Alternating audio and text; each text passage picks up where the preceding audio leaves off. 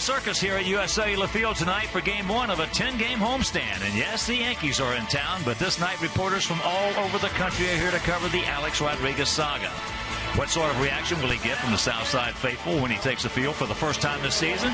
Well, we are about to find out.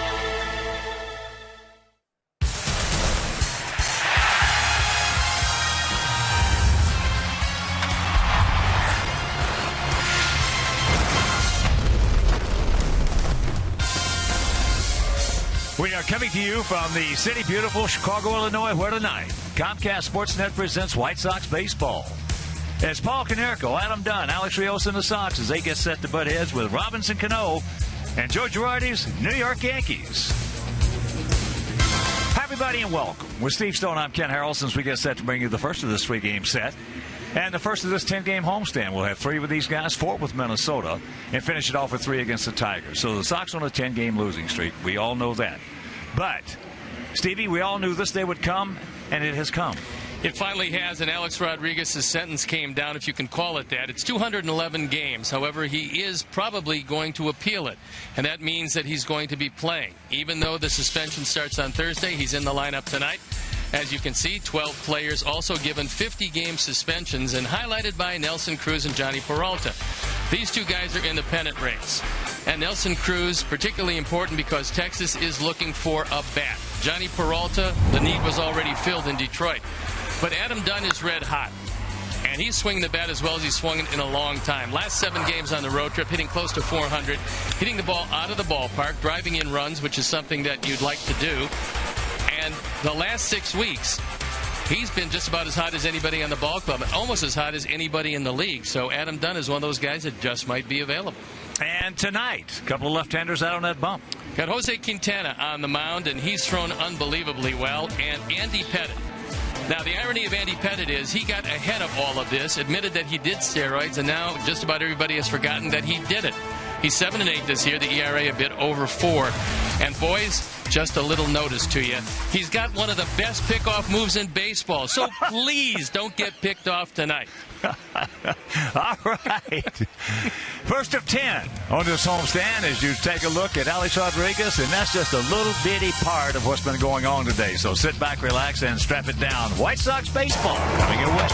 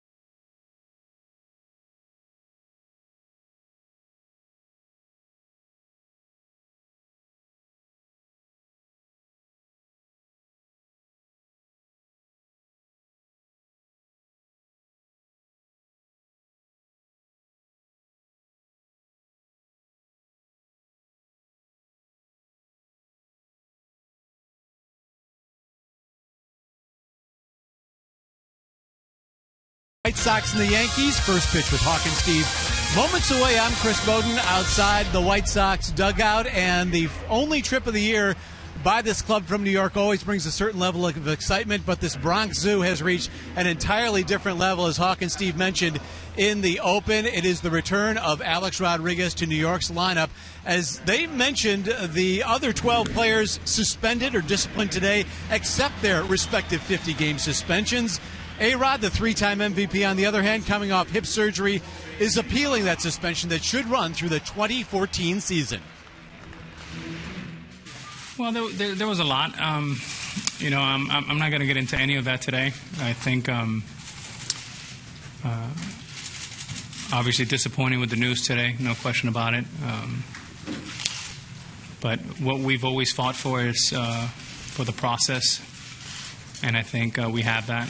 And at some point, we'll sit in front of an arbiter and give our case. And that's as much as I feel comfortable telling you right now.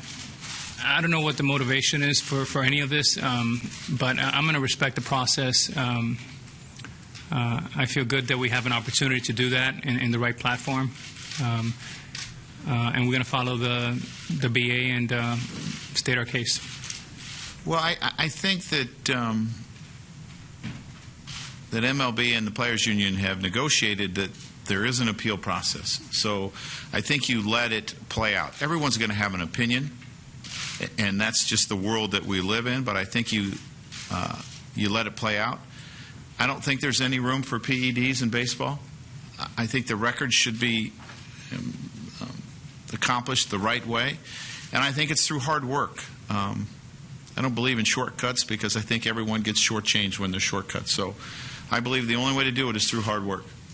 Well, I spoke with Cash yesterday afternoon, and we just talked about playing third base today, being back. He welcomed me back. And for me, it's going to be business as usual. I got a job to do. I have 24 teammates in there. We have a mission to, enter the postseason. Obviously, we have challenges ahead of us. But I think my focus is what can I do to help this team win. I'm trying to talk to all my teammates, understand what's been happening here the last 3 or 4 months, kind of get in the groove as quick as I can, and help lead this team, help lead this offensive team to where we need to go. I will tell you there's a large contingent of Yankees fans here tonight, but I will say during the introduction of the starting lineups, the White Sox fans here on hand definitely out-voice them when Alex Rodriguez's name introduced. Hawk and Steve coming up next.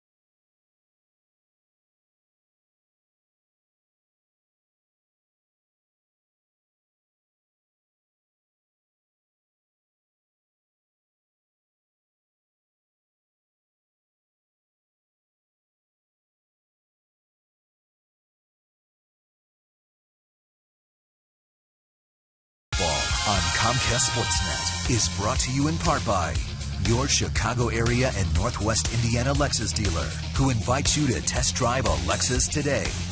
Blue Cross and Blue Shield of Illinois, through it all. AT&T Uverse. Visit att.com/freeyourtv. Rethink possible. And by Ford. Check out America's freshest lineup at your local Ford store or at localfordstores.com. Welcome back to U.S. Cellular Field. Let's look at how Joe Girardi's going to line up his Yankees tonight.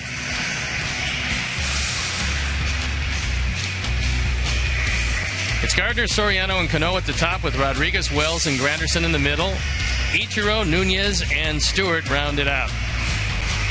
The defense, and now they're going to line up behind Jose Quintana. Left to right, Viciedo, Wells, and Rios. In the infield, Keppinger, Ramirez, Beckham, and Konerko. Josh Beckley gets a nod behind the plate. And our Lexus pursuing perfection starting pitcher is Jose Quintana, who's been terrific this year. His 5-3 record, very deceptive. Fine ERA of 3.62. The umpires for the game tonight: Hunter Wendelstedt behind the plate, Alan Porter at first, Greg Gibson at second, and Jerry Lane, the crew chief, at third. So we're ready to play baseball. I'm ready to turn it over to my play-by-play partner, Ken Harrelson. Hi, Steve. Thank you. And once again, good evening, everyone, and welcome to White Sox baseball right here on Comcast Sportsnet. So happy you could join us for the first of this 3-game set and the first of this 10-game homestand. This is a different-looking lineup than Joe Girardi has been able to run out there all season long. He's got a little thunder in the lineup tonight. And the first pitch of the ball game, fakes the bunt, takes a strike. This has been a banged-up team all year long. In fact, it's hitting less than our ball club overall. Well, I'll tell you how bad their lineup has been. I've been following because I followed it every day. I go to my iPad and look at it and see what they were running out there the night before, and it was just unbelievable. This club's over 500. Well, half the time, if you took Cano out, you might not even know that they were the Yankees. Well, if you look at Robinson Cano, what he's done this year is absolutely amazing. He's done with no protection. I'm kind of surprised guys have pitched to him at all. I know. You can't. Probably in this league, outside of Cabrera, Cano is the one guy in another lineup that you cannot let beat you. And he's going to be a free agent, so that should be pretty interesting. The 1-2 pitch. These two teams met 7 times last year. Sox, of the 7 games, won 5 of them. This Yankee team fighting for its playoff life. They're 9.5 games in back of Boston. For them, it's been an injury-plagued season. Curtis Granderson is just getting back. Here you go. 1 down.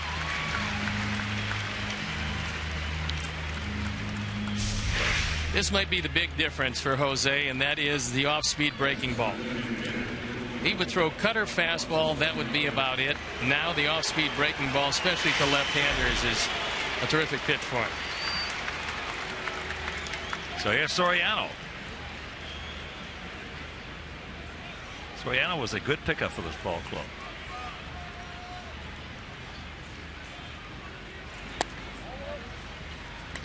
Now, if they had been 10 or 15 games under 500, maybe not. But since they are 4 over, good pickup. Well, talking to the Yankee people, they said this could be the worst right-handed hitting lineup they had ever seen. Obviously, minus Soriano and minus A-Rod. Yeah, right. So, you need a right-handed banger. Soriano was red hot when they got him. There's a strike. What he does, 1 and 2. What he does do is swing at a lot of low breaking balls in the dirt. That's one thing that he's had a hard time stopping himself from Another doing. thing he does pretty good, too, he has mistakes. You get in his zone, and he is very dangerous. Well, he's a dead low ball hitter. He would prefer the ball if he could get it middle in. And if you get it there, he can hit it a long way, and he really started to become a hitter of consequence again when he went to the lighter bat. That made a big difference for him.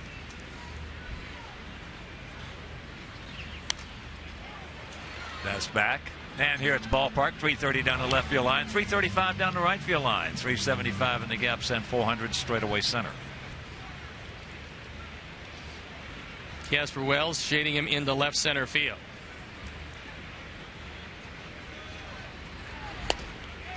There you go. That's what Steve was talking about. That off-speed pitch down, 80 miles an hour.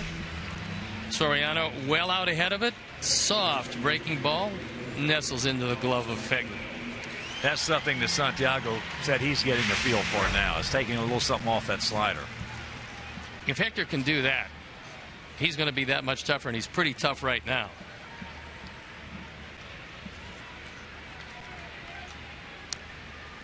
So here is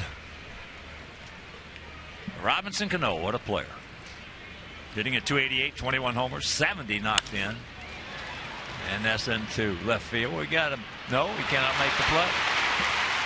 So Cano with a good throw. They're going to get him. He gone. And that'll reach out of the side. After having to play the Yankees, nothing in our guys. Coming to bat.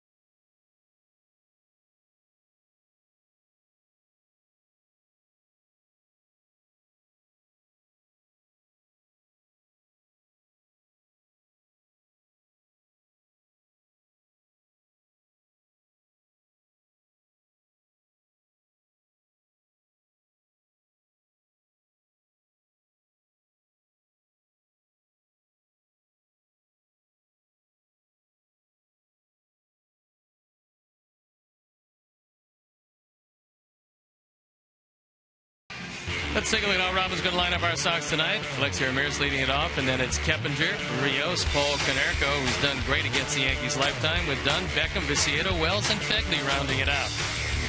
The defense, and out the lineup behind Andy Pettit, left to right, Granderson, Gardner, and Ichiro in the outfield, with Rodriguez, Nunez, Cano, and Wells in the infield. Chris Stewart behind the plate, and our Lexus pursuing perfection starting pitcher is Andy Pettit. Pettit on for his 20th start. His ERA about 4 1/4. He's 7-8, giving up more hits than innings pitched. He's got great control. Left-handers don't hit him, and right-handers have hit him pretty hard this year.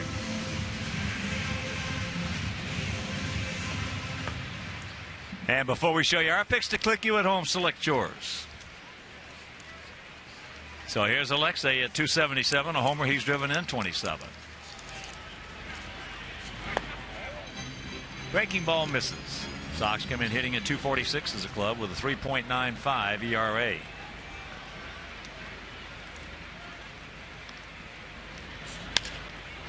Good way to start it. And that's a good approach against this left-hander. Right-hander hitters beat him to right field. Let's take a look at how the inning ended last inning, with Viciedo throwing to second base, and the tag on the knee, but the foot on the bag. And Greg Gibson, fortunately for our boys, he got it right. Good call. Close play and a good call.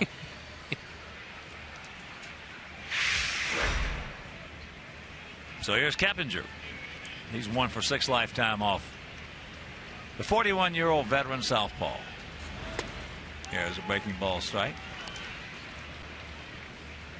There for a couple of years, a few years as a matter of fact. He was the bookend to Mariano Rivera. Rivera throwing all cutters, Pettit throwing all cutters. Pettit was pretty good, and he's got a great move to first. Yes, he does. And that's not it. I'm sure Darryl Boston probably has let Ramirez know about that move.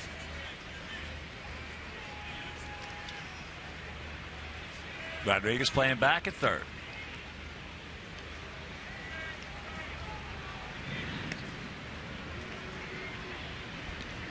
Vernon Wells. This is the first game he's ever played first base. So we're going to see if he actually can play the position. They played him at third, but he didn't start there. But his first career game at first base. And the count 1-1.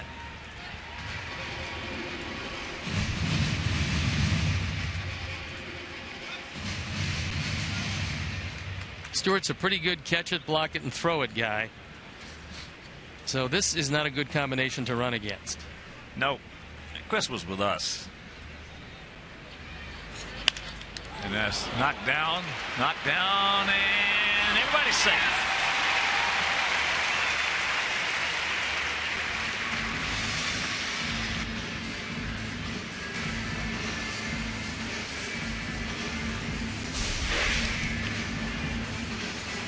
Ball's hit very hard back up the middle.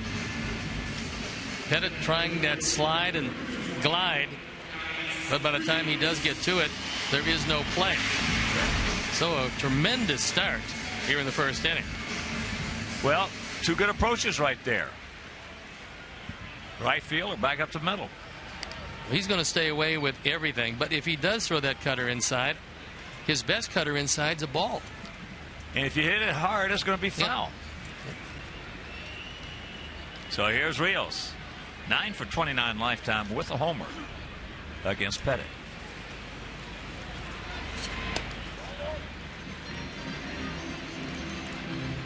Yeah, you make him throw strikes and you get a good chance of scoring some runs. If you swing at his pitches, not so good.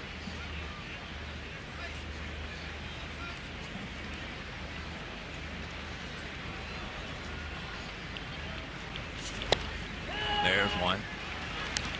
And the count evens at 1. Well, you figure if he is going to throw a fastball, he's going to keep it away to Alex. And with that in mind, Gardner's just a couple of steps over into right center field. He's got tremendous speed in center.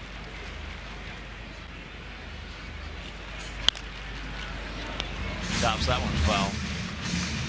There's that cutter inside, and it was inside off the plate for a ball, but it looks like a fastball. It looks like it's going to be a strike. At the last instant, it comes right in on your hands.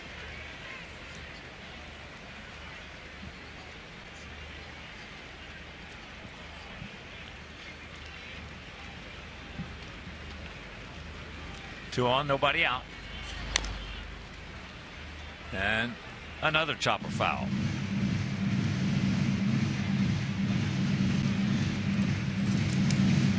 Cleveland at home against the Tigers. Indians shutting them out 2-0. Kluber's impressive. He's got nice stuff. Yes, he does. He got very, very nice stuff.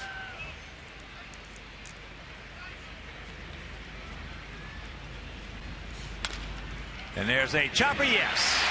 So they're going to wave Alexi around. He will score, and the Sox jump off to a quick 1-0 lead. Again, to right field.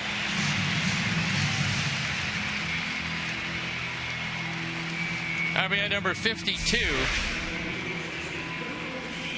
And this fastball is away. And Alex goes that way. So even though Wells is off the bag, he doesn't figure to have a whole lot of range at first base. And that ball just scooted by him.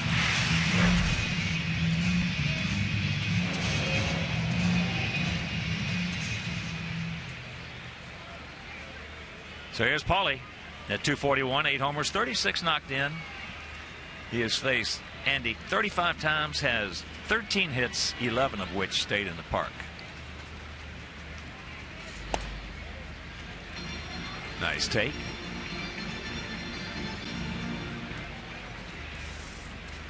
Andy Pettitte over the course of his career, and it's been a good one, 252 and 150.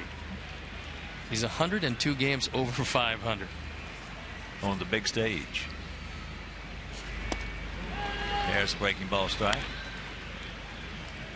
On the big stage. Yeah, he's been very, very impressive over the course of his career. His ERA at 3.87. Hadn't been bad in postseason play either. No, he's been pretty good in any yardstick you care to measure.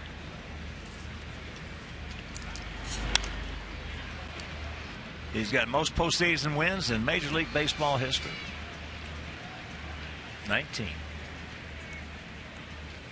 19 and 11 in postseason.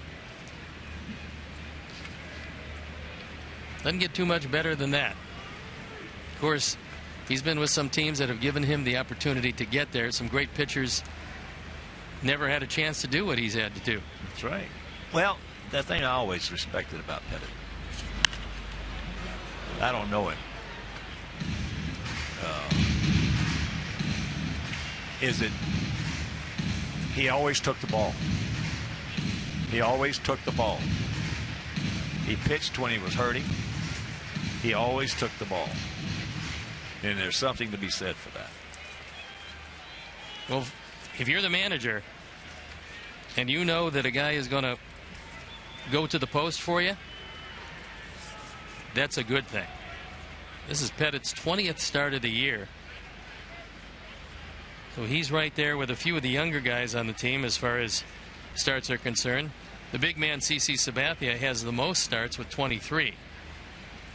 But CC just 9 and 10 this year. Yeah, they tell me he's been struggling.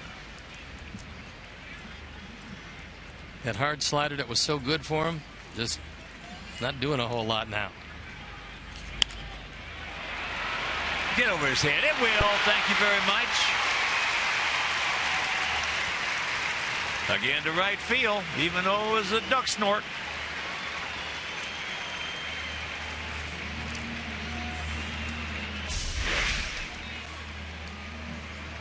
Takes that high cutter and just eases it over the head of Cano.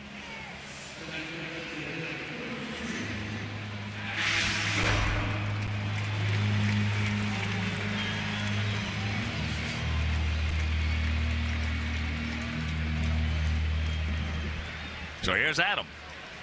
Adam at 226, 26 homers, 67 knocked in. First pitch of that sequence is huge, and the breaking ball missed inside. Grew with the bases loaded. Pretty impressive.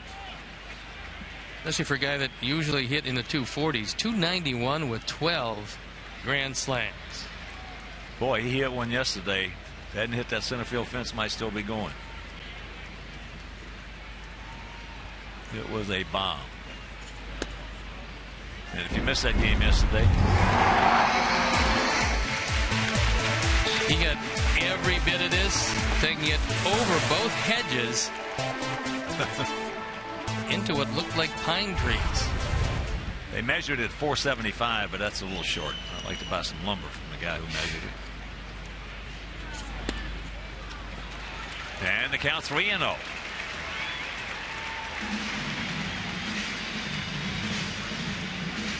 And the answer is yes. At the 3-0 green light, you figure he's going to get a cutter away.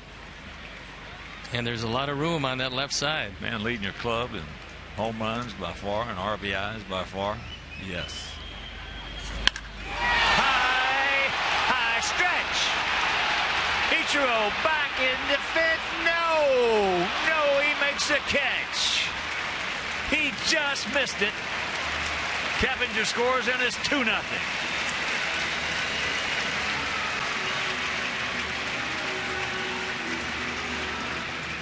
Man. He got that cutter. It's not quite as away as Pettit would have wanted. Almost gave up a grand slam. But he drives in run number 68, and it's a 2-0 game. And that'll bring up Beckham. A 32nd of an inch more, and that ball's on the concourse.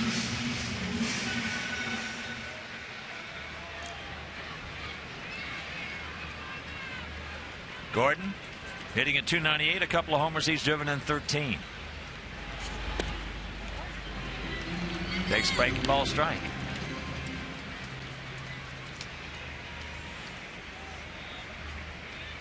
Gordon Beckham certainly has liked what he's seen of Andy Pettit.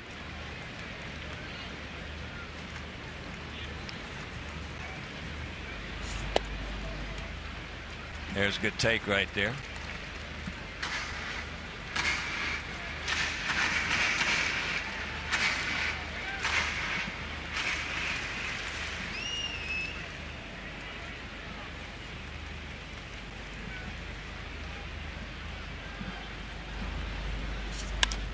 Nope.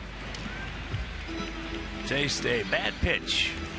We put him in the hole 1 and 2. That's what Pettit will do. Pettit will try to throw as few strikes as possible.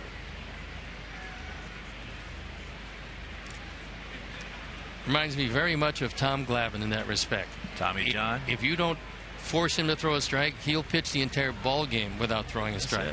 A lot of good pitchers. Tommy John got 287 wins. Threw fewer strikes than anybody in baseball. And there's a base hit. Alex scores, and it's 3-0.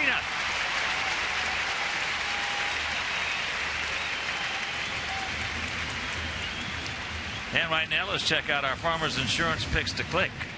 Tonight, Samantha, our director and the crew, went with Feige. Steve's going with Keppinger. Terry Hanley, Mike Williams, Eric Aldrich, Roger Clare. We're going to go with Gordon Beckham. Just picked up an RBI single. Yeah, but the biggest hit this inning by far was Keppinger. So without that, I mean, this inning, it looks different. All right, Senator. It just looks completely different. Larry Rothschild out talking with Andy Pettit.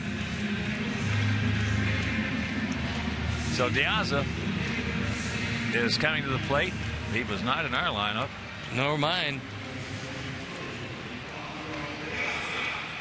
A late scratch was Viciedo.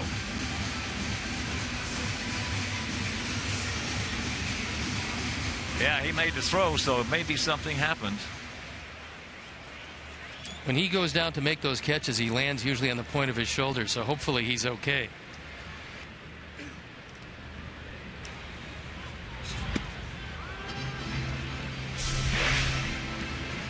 And look at this. He went down on the left shoulder. As he extends it here,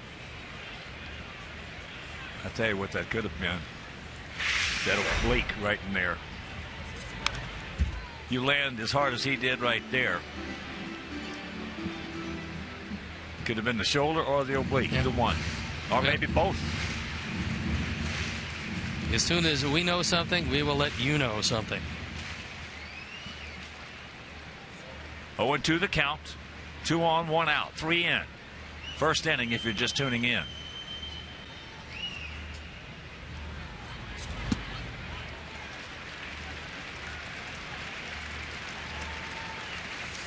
So 2 down, and that'll bring up Casper Wells. Casper, 1 for 2 lifetime off Pettit with a home run.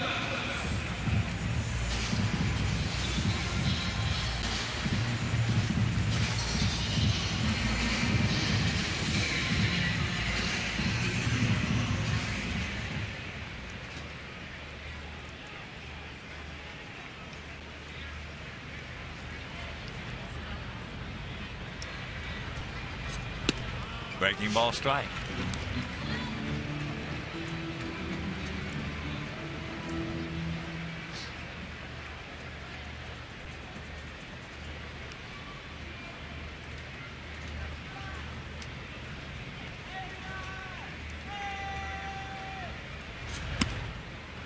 Very quickly, count 0-2.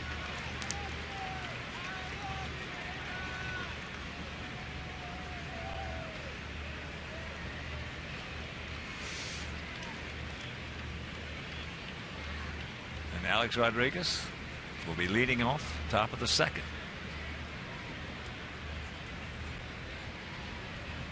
For the Yankees. Got him. So Alex will be making his first plate appearance of the season, but we got a crooked number and we lead at 3-0.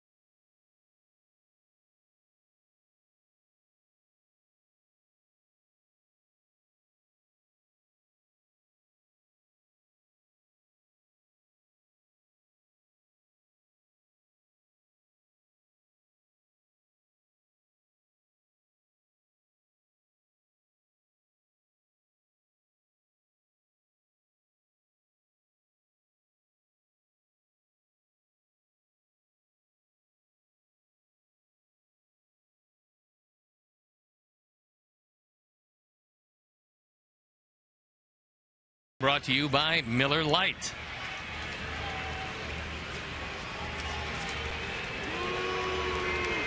The number 4 man in the lineup for New York, the third baseman, number 13, Alex Rodriguez.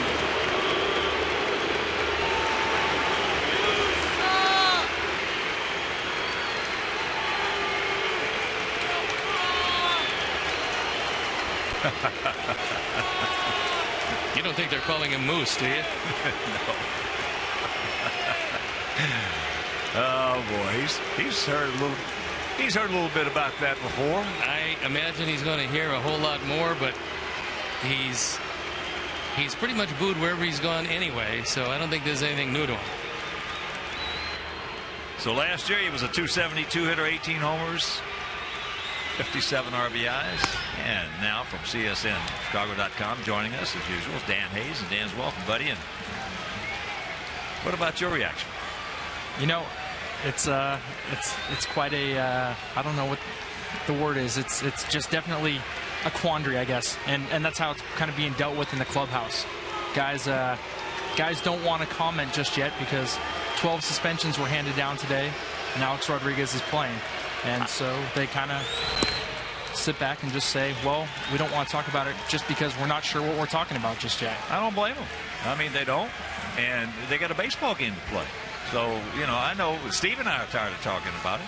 And look, the Yankees are a distant 9.5 games back, but still they got a chance for a wild card. And that's got a chance to fall, but Casper Wells just can't quite get there. So Alex with a base hit. That's a different looking lineup that they've been running out there all season long, I'll tell you that, right now. And he's definitely a formidable part to throw in there back in the 4th spot. But one thing that, you know, you guys mentioned frustration. Guys are frustrated. They don't want to talk about it anymore, and they feel like they have to just because it's you know, you see how many reporters are here today, and it's the topic of the day. You know, the one thing I have noticed is more players are upset about these suspensions than we've seen before. And Robin Ventura made a really good point about that, which was that baseball's doing something about it now. He was asked, was there much, you know, dislike towards players that were considered, you know, cheating the game back then? He said no, because baseball's doing something about it now. So players have more of a chance to voice that because they want that even playing field. Well, let's say he has put Major League Baseball in the most aggressive position on this issue than any other sport. Clearly, and as Canerco pointed out today, you know, we're seeing that this is some of the testing. This is the new era of testing with blood testing that began to get put in place this season. There's going to be more of it next year, and we're starting to see, you know, different types of testing. It's definitely the most aggressive of all the sports. This is also a new era in that the Players Association doesn't back the players who are doing PEDs. So, I mean, they pretty much encourage them, I believe, to take your suspension, let's get this behind us, and let's go from there. Vernon Wells hits that one and is going foul. But when you see the players say, we're tired of this, we don't want to be cast into that wide net of suspicion because we're having a good year, so let's get the testing tightened up. Wait till you see what it looks like this offseason. There are definitely players now they're answering for generations before them, and I think that's something that they don't want to talk about. They've adhered to this program throughout their careers. A lot of these guys have only been around 4 or 5 years, even less, and we're talking about stuff that happened 10, 12, 15 years ago, and they're answering for it still. And I think that's where that frustration comes from. Well, I think that as I said, these guys got some baseball to play out there, and that's what Joe Girardi wants to do, and I think he put it very well, as did Robin. But Girardi said, because there's a bullet, fair ball down into the corner. So Rodriguez will pull up at third on the double by. He said there is a process. They negotiated a process. Let the process take place. And that's definitely that confusing part, because we don't know if this is going to be taken care of by Thursday. Alex Rodriguez, we know, is going to be able to play until Thursday. We don't know if it's going to be taken care of in September. I remember, you know, at the All-Star break, Michael Weiner said some of the cases might be appealed in September. Joe Girardi doesn't know how long he has his guy in there, and obviously it is a good bat to have in there, but it's definitely a question mark. Well, who's to say? Listen, they've got to go before an arbiter, and who's to say that just because MLB ruled on this thing, that does not necessarily mandate to the arbiter that he's going to rule the same way. He might just turn the whole thing around. It's definitely a little bit of a mess, and I think that's why it was nice and clean for the 12 players to take the suspensions, and those storylines are over with. Yeah.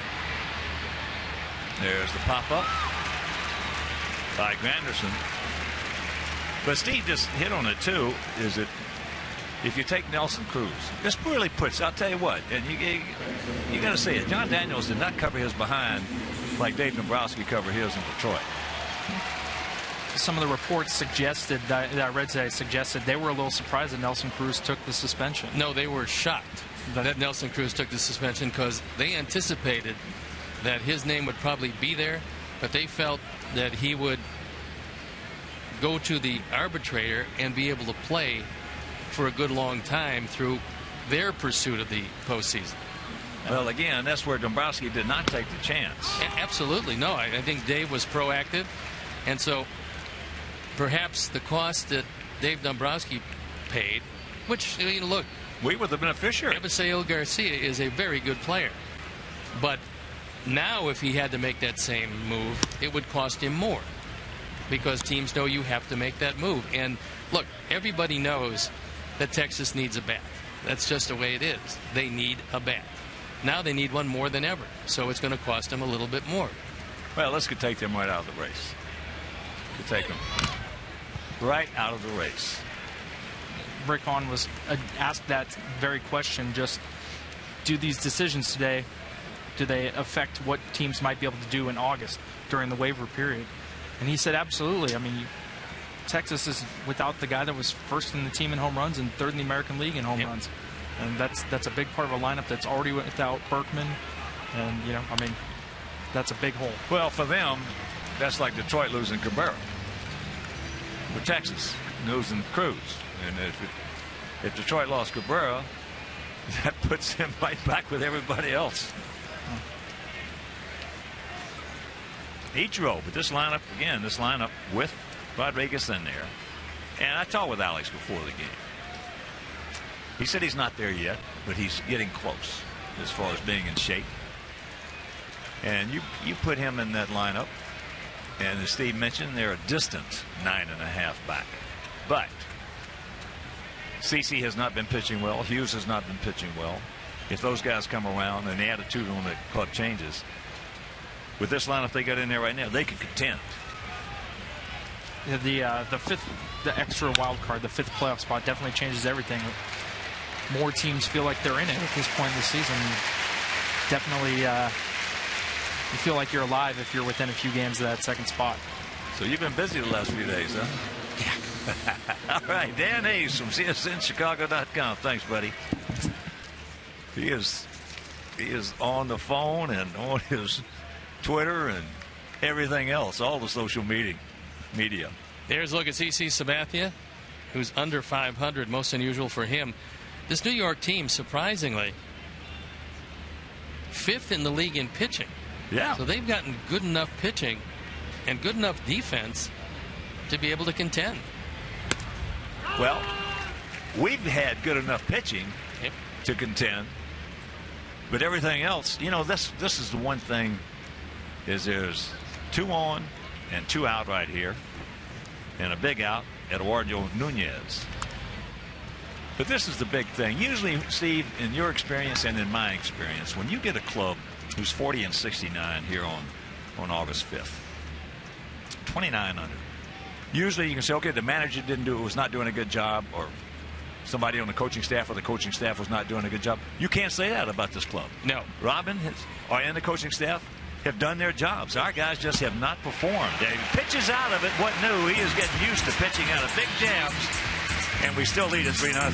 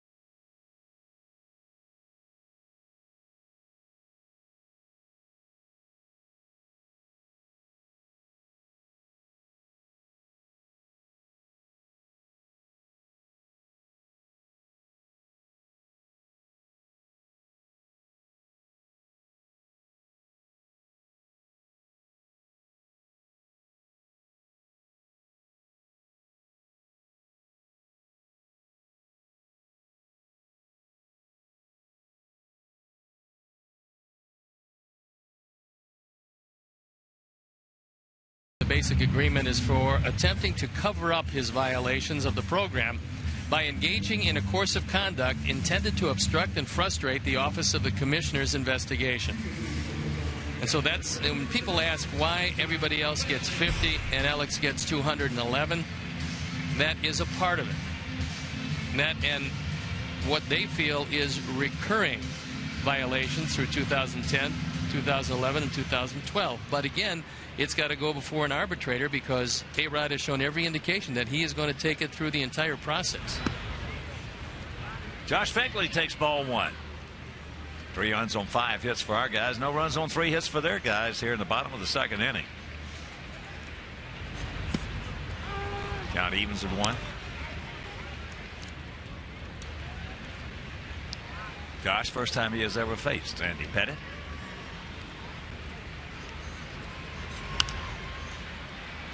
And that was a nice approach on a pitch away.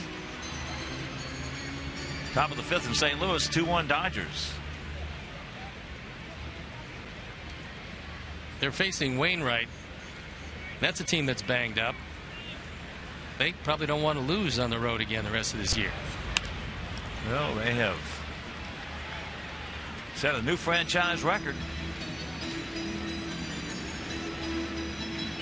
for consecutive road victories. What is it, 13? Well, Hanley Ramirez is out. Puig was out yesterday. Kemp is out. And yet they continue to roll along. Well, you can do that when you're on a roll. Yeah. And it's just the reverse when you're in a funk. You lose guys like that, and you got no chance to win a ball game. We go into Detroit against that offense. We lose 2-1. We lose 3-0. We lose 3-2-12. You only give them 8 runs in 3 games, and we get swept. Now you tell me. There's a bullet. That boy Josh. And our pitching staff, as I said, and we talked about, have pitched good enough to be at or near the top in our division, and we are absolutely buried. Night after night, pitchers have gone out, done a terrific job. But I think the last inning for the Yankees was very typical of some of the innings that we've seen from our offense. It runs the 2nd, 3rd, nobody out. Quintana does a great job. The team does not even hit a fly ball deep enough to score a run. Alexei started it off last inning with a nice approach, base hit in the right field. And that, by the way, that Dodger consecutive road winning streak is at 14.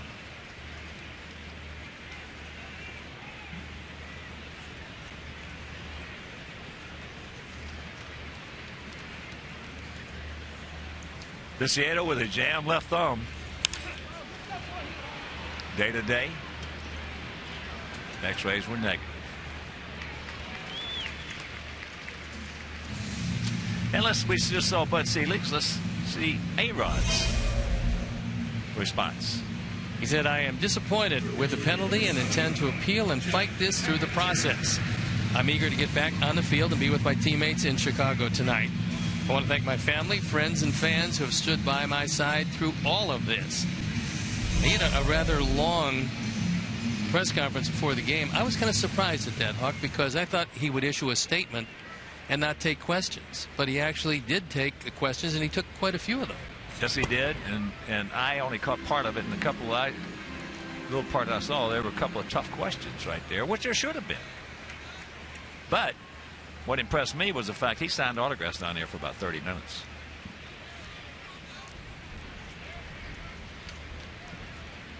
I love to see players do that, and especially guys. Cal Ripken was the best I've ever seen at it. I think the best I have ever seen overall in all my sporting career, though, with signing autographs was Arnold Palmer. Arnold, just unbelievable.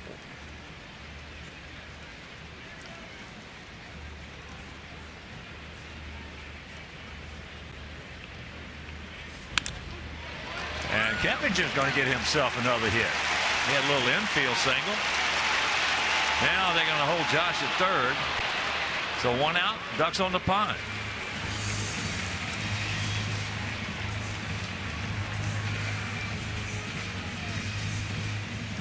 This was the press conference earlier today, and as you can imagine, the foreign media, the national media, all of the local media, people who were aspiring to be media, and then A-Rod, certainly in need of some friends, signing a whole lot of autographs before the game. But the last two guys you mentioned, Arnold Palmer, Cal Ripken Jr., they didn't have a suspension hanging over their head when they were signing the autographs. No, they did not. They did not.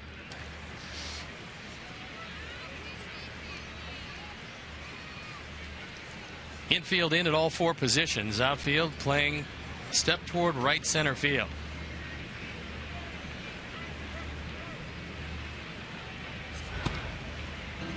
Alex had a nice approach on a choppy single on the whole right side, knocking in his 52nd run. No, Cal Ripken made it a part of his routine going into all visiting cities. Let's look at this. Is that sweet or is that sweet? So Kepinger's being waved around. Gardner with the throw, cut off. And it's a 5-0 ball game. Where has this been?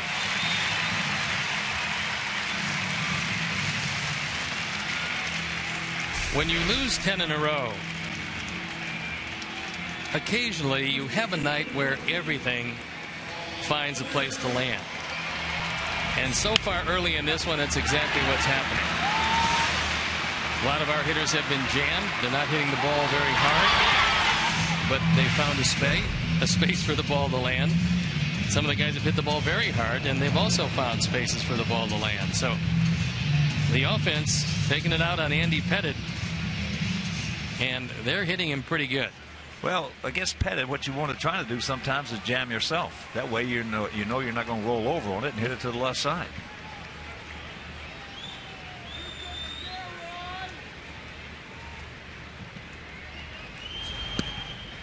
Breaking ball strike to Pauly, who had a little duck snort single in the right field.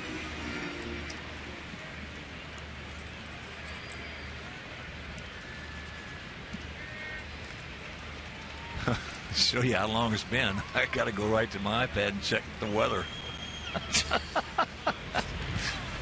The ball gets away. Just hope we get this one in. I got to. Oh my goodness! Look at that. Let me see if that's current. No, it's clean. That was from this afternoon when I checked it. Roger said we're going to be fine. Roger Bossman. And that's good enough for me.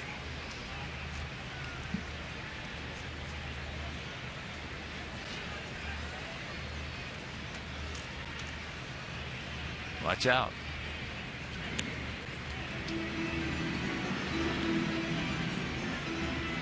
Pettit, one of the best moves in the last 25 years, 30 years in baseball to first base. It's a whole lot of pitches so far in 1 1/3 innings. Boy, he went on first move right there, and he's safe. 25th.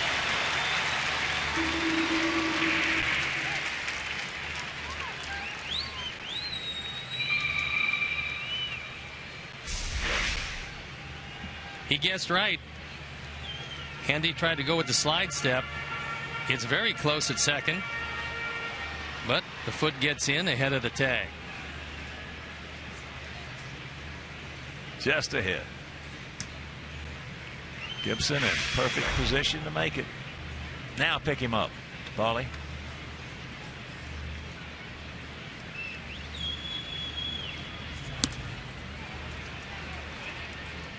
Did not go.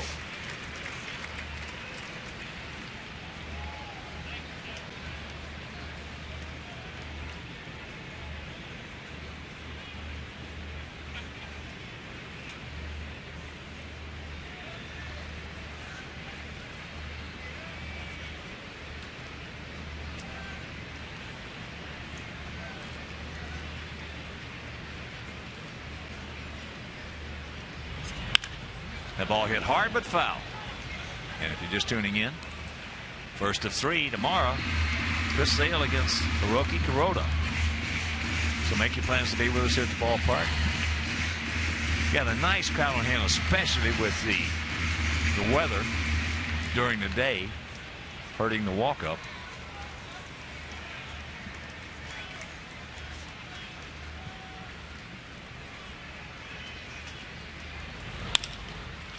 Out and around that one. And that is out number 2. So here's Adam. Adam just missed hitting a landmarker with the Sox packed. High, towering, deep drive taking Ichiro back up against the right field fence.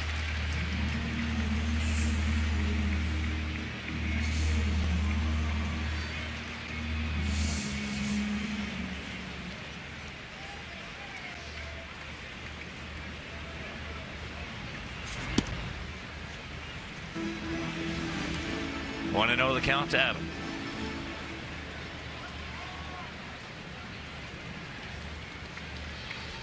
Cano back in short right field.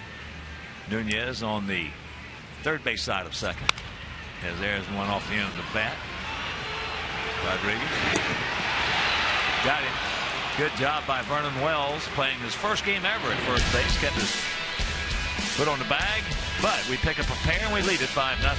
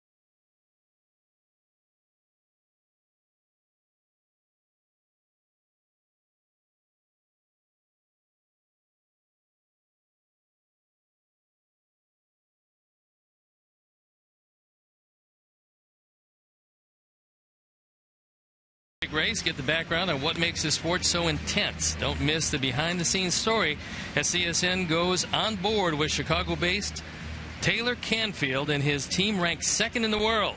Thursday night at 10, only on Comcast Sportsnet Central. 5-0 good guys here in the top of the third inning. It'll be Stewart, then back to the top of the order with Gardner and Soriano. Chris hitting at .227, 3 homers. He's driven in 16. Takes first pitch strike.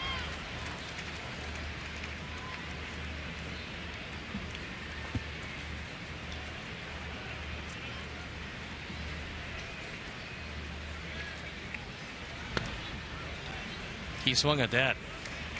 And Alan Porter agrees.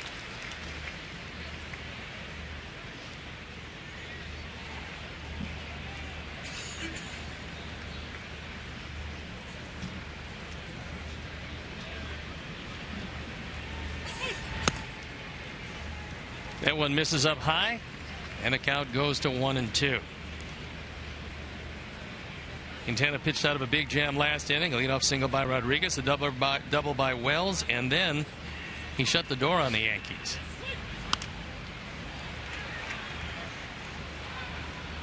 Well, he has grown so much. He's just not afraid to pitch out of a jam. No, you have to like just about everything about him, including the fact that at 24 years old, he's just getting better with each and every performance.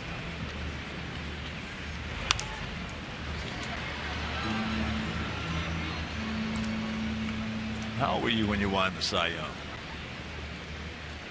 50. After that season, it probably felt like But I was crafty. You were a crafty right-hander. Yeah, I picked up 251 and 2/3 innings that year. Foul tipped, hung on to. He gone. Now, that year I was 33. And it was one of those situations where I was in the perfect place at the perfect time with a great baseball team. We won 100 games. And those guys just wouldn't allow me to lose. Even on nights when I didn't have really good stuff, they did whatever it took. And Baltimore in those days, they could field, they could run the bases, they could execute offensively, and they could hit the ball out of the ballpark. That's all you can really ask. Now, they caught it exceptionally well. Yeah. How about that catch up there? Wow. Give that fan a contract. Bare-handed. One hand. That's one of the best we've seen all year. I'm not sure how he made that catch. I'm not sure how he doesn't have a broken hand. Gardner in the center field. We got a man there. Piazza. 2 down. Well, everything you're saying, you know, is good, but when you win 14 in a row and 19 out of 20, you got to be doing some chunking as well. But as you say, it was you know, one of those years. It's a good ball club. They caught the ball for you. Yeah, they did that. And Earl pretty much taught those guys on a daily basis how to play baseball. And if you didn't learn, you weren't an Oriole very long. Well, I told you, in 1962, I played in the Eastern League against Earl. He was manager at Elmira. And he's the only manager, as I was coming up through the minor leagues, he's the only manager you knew was going to be a major league manager. He was that good at that point? He was that good back in that point. You knew he was going to manage in the big leagues and be a good one. I like what Jim Palmer, the Hall of Famer, told him when Earl came out there one time. He said, "What are you doing out here? The only thing you know about pitching is you couldn't hit it. So go back to the dugout." From then on, it was George Bamberger and Ray Miller who went out to talk with Palmer. Boy, Weaver and Palmer had some sort of relationship, didn't they? They did. Soriano struck out on a slow curveball. Yeah, it was a little tempestuous. What age did you figure you finally got it? You really understood what to do? When I was 26. I played my first 5 years. Just terrible. And when I got to the age of 26, through a process of failures and failures and failures, little success here and there, but failures, finally figured it out. Now, was that your big year with Boston, or did you learn it before that? No, I learned it the year before, the half year before that. It started falling into place second half of 67. And 68, Player of the Year? Yeah. And you had already learned the lessons the major leagues had to teach you? Yeah. But I tell you, again, it's a process. It's high. Casper Wells. And that'll do it. A nice 1-2-3 inning for Quintana.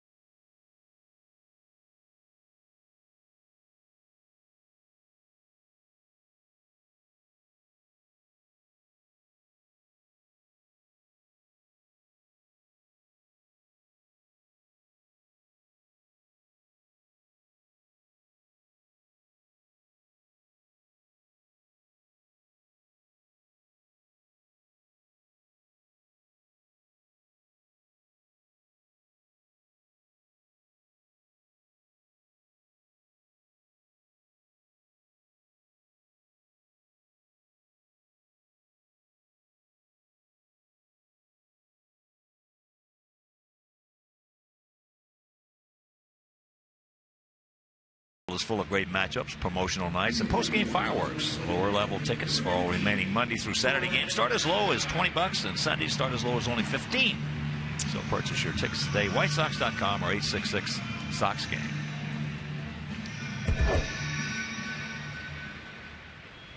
Gordon Beckham, 1 for 1, an RBI single in the first inning. 5 runs, 8 hits, no errors for our guys. No runs, 3 hits, no errors for their guys.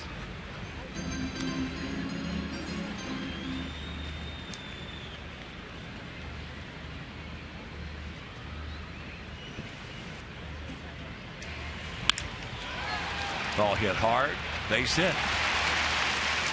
Anderson pulls up. So Gordon is 2 for 2. That's Terry Henley, Mike Williams, Eric Aldridge, Roger Clare's picked the flick.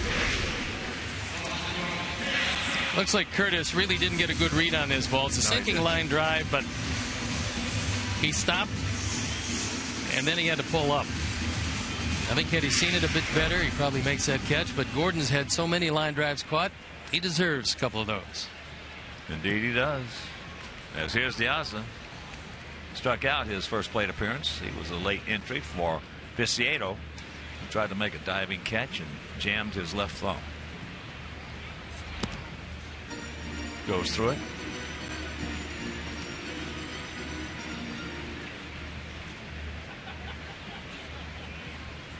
The last 23 games, Alejandro has done a pretty nice job.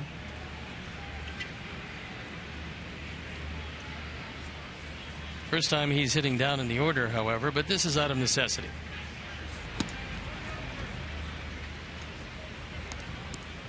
One and one to count.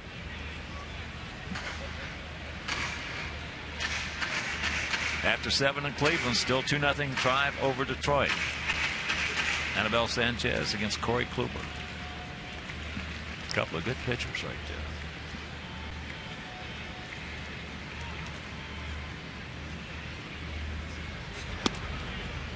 Good take.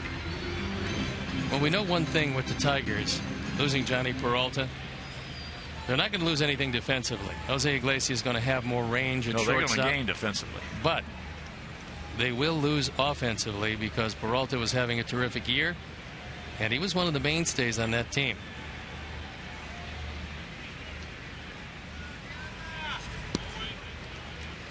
You can't pick it up. That's what it looks like. Cleveland starts a 4-game series in Cleveland, 3 games in back of the Tigers, 4 back in the loss column. Kansas City shutting out Minnesota 6-0, bottom of the third at Kauffman Stadium. So the Royals certain with that pitching they've got, we're not out of it. Yes, he did. 1 out. Alejandro cannot pick up the breaking ball off Andy Pettit, like a lot of other left-handed hitters. The left-handers are hitting just a little above 200 against him, so he's pretty tough against them. But the right-handers, on the other hand, have hit him pretty well. It's the most unusual year for him. You don't see him under 500. Casper Wells struck out. Nice approach, but foul.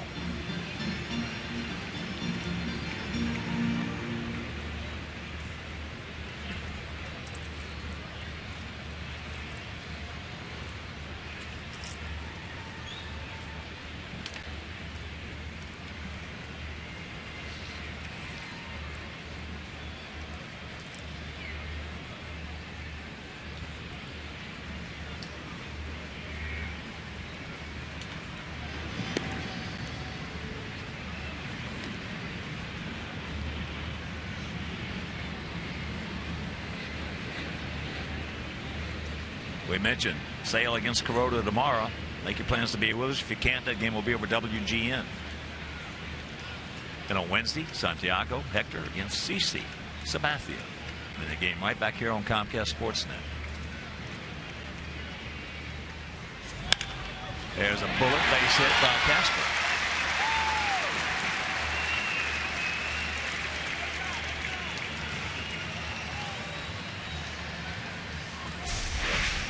The right-handers continue to do some damage to Andy Pettit.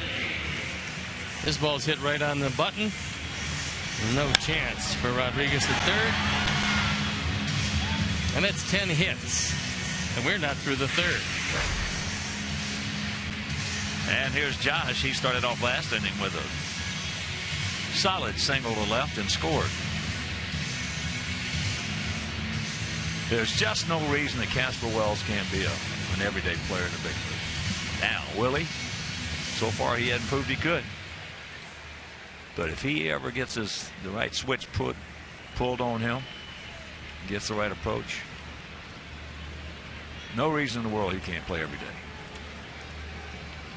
Well, you would think if he ever could, it would be as a center fielder, because I'm not sure he's got the pop for a corner.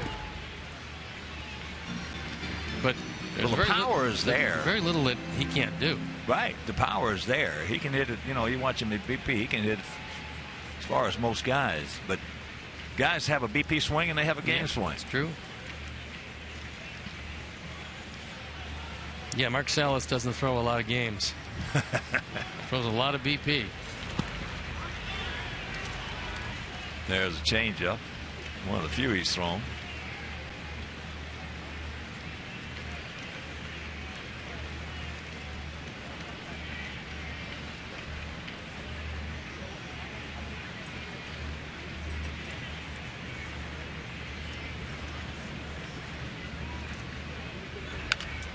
And that's foul.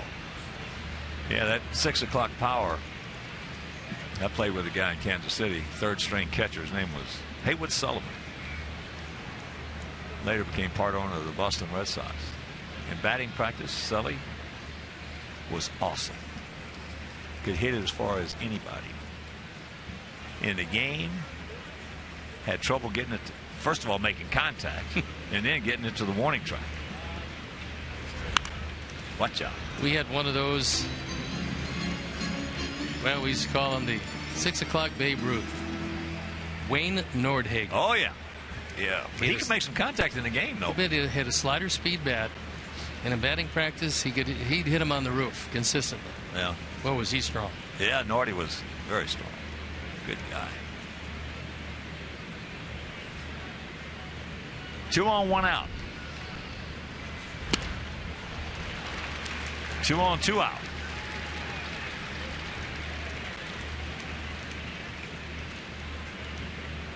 Fourth strikeout for Andy. And that'll bring up Alexei. Alexei singled and scored in the first inning. He's our leadoff hitter tonight if you're just tuning in.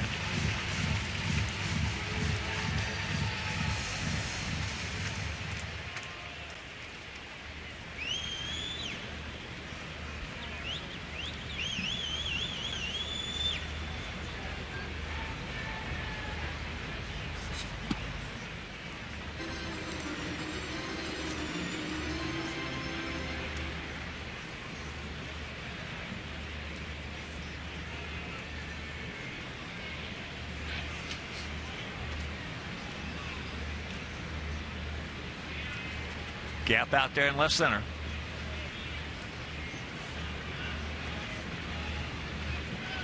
Yankee outfield. Granderson in left. Gardner in center. Ichiro Suzuki in right. They've got some good speed out there. And there's a base hit. They're going to wave him around. They're going to test Granderson. Takes a couple of steps. Here's the throw is cut off. Attaboy Alexei. And it's 6-0.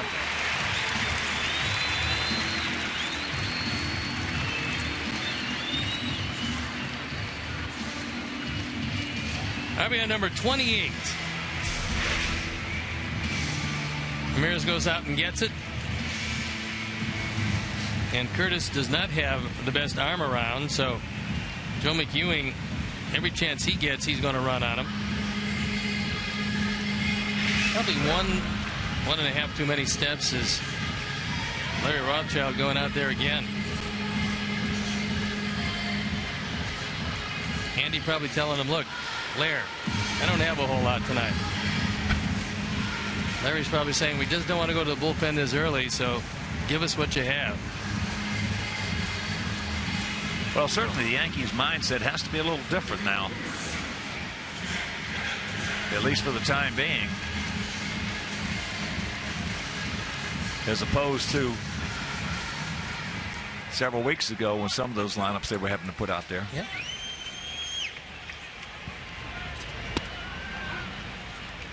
Breaking ball strike, Keppinger. He had an infield single, then he had a double, and he has scored twice.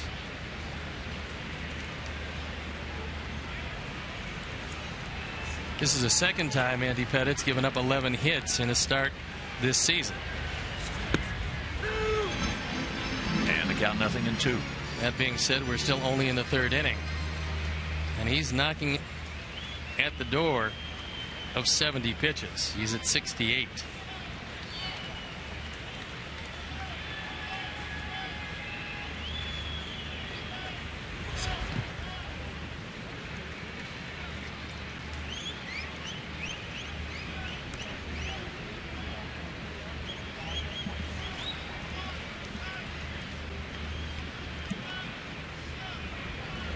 It's the most run we've scored in a game since July 25th. We scored 7 against the Tigers.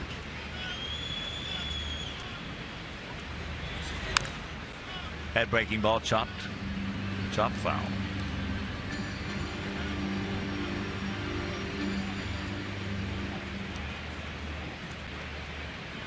That's been about 4 games production worth. Here in the bottom of the third.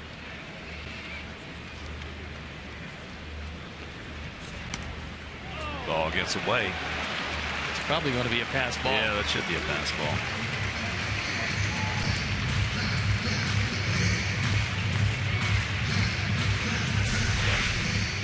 And Stewart is charged with a pass ball.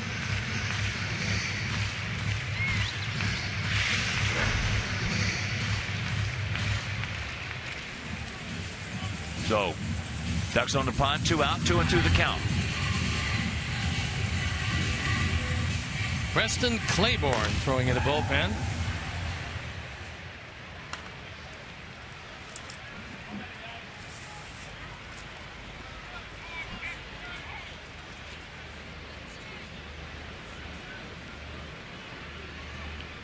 Pick him up right here, Jeff. Little duck snort into right. No, not in right. Ichiro can throw him out. In left center. Also a reminder, too, that's not on your schedule.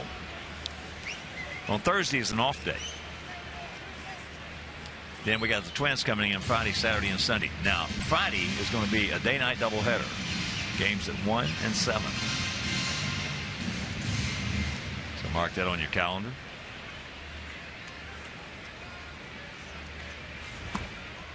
And a full count. What's the highest you've seen Pettit tonight? 89. I think maybe one time he might have hit 90.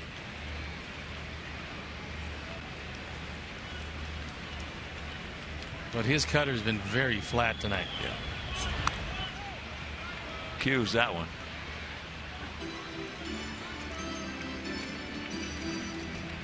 So the count remains 3-2.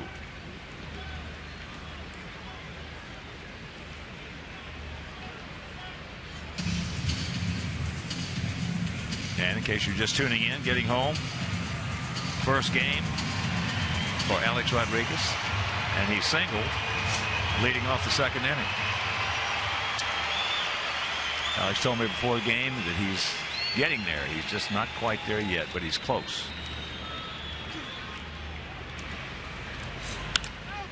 Good job by Kevin.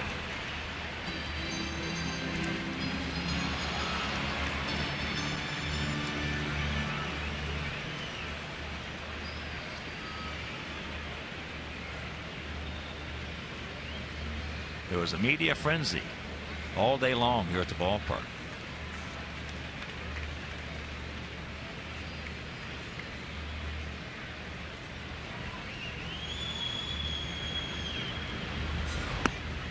And there's ball 4. That'll load him up for Alex. First walk issued by Andy. And Alex is 2 for 2 with 3 RBIs and a run scored to go along with his 25th stolen base. Now A-Rod comes in, undoubtedly.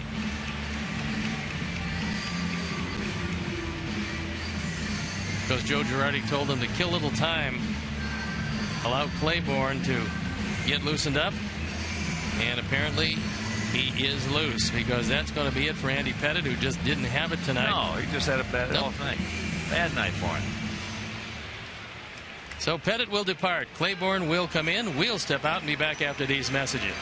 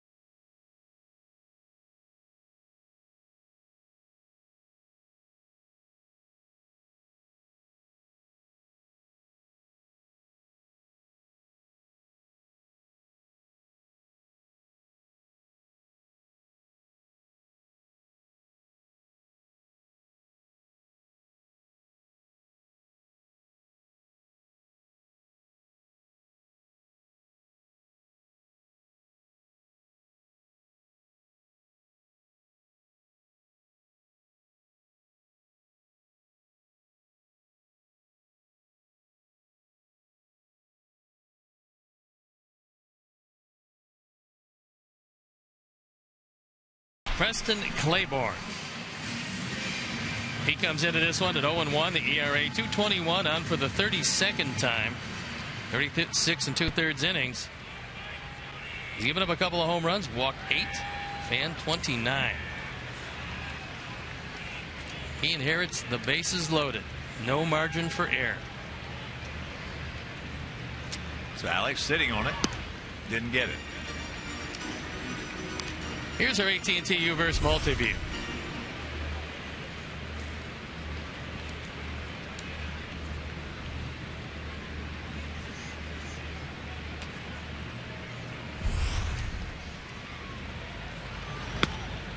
Made a good pitch on him to even the count at 1.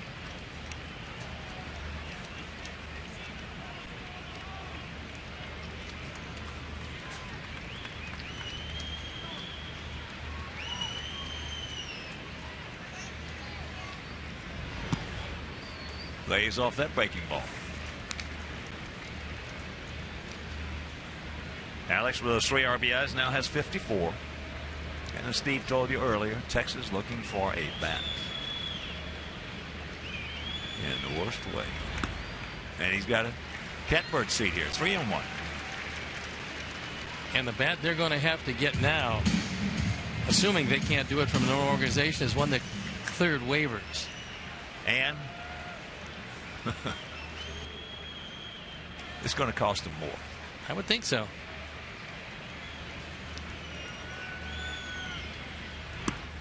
And there's ball 4. So it is 7-0. 4 RBIs for Alex. It's pretty amazing with Claiborne walking the first man he faced. He started his career throwing 19 1/3 consecutive scoreless innings without walking anybody. Second longest streak of its kind by any Yankee pitcher to begin his major league career.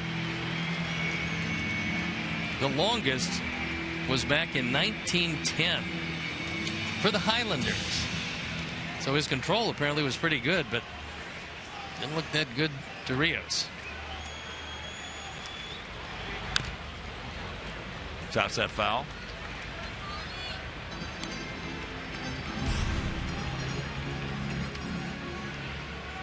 Out of Carrollton, Texas.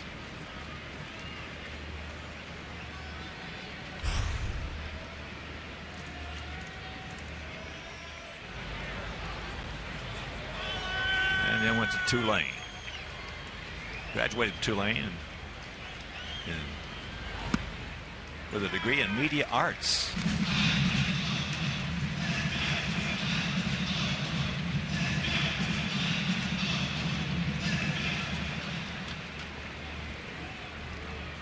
Paulie, first inning single, then he grounded short in the second.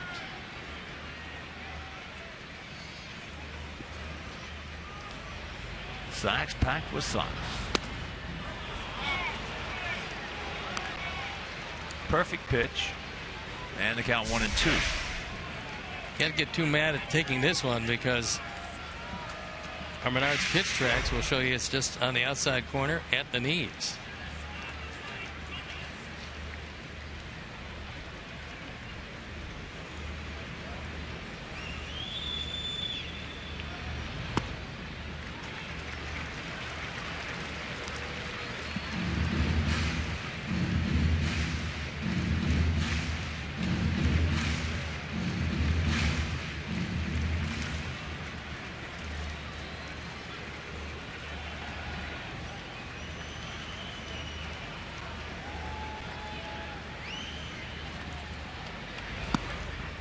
Another good eye. Full count.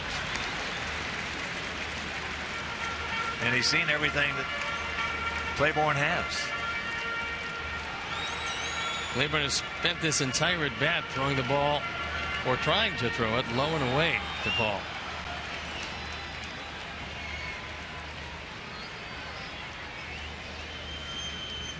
So the payoff pitch with 2 down, bases loaded. Rodriguez throws him out. But a couple of more across the plate. We'll go to the 4th, leading 7-0.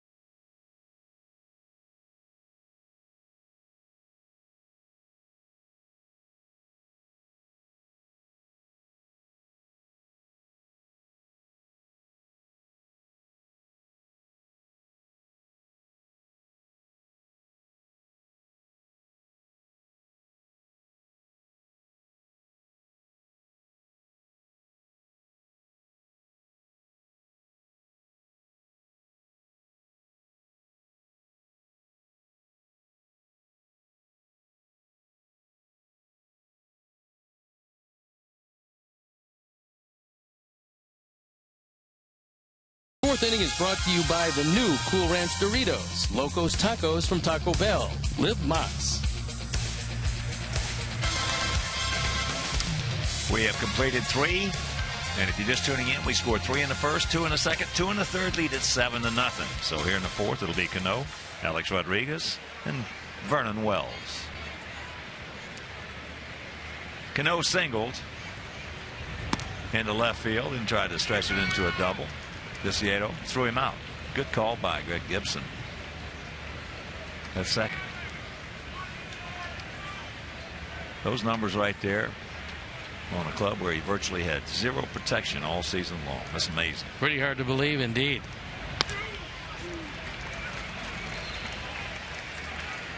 Robinson wants that ball brought up.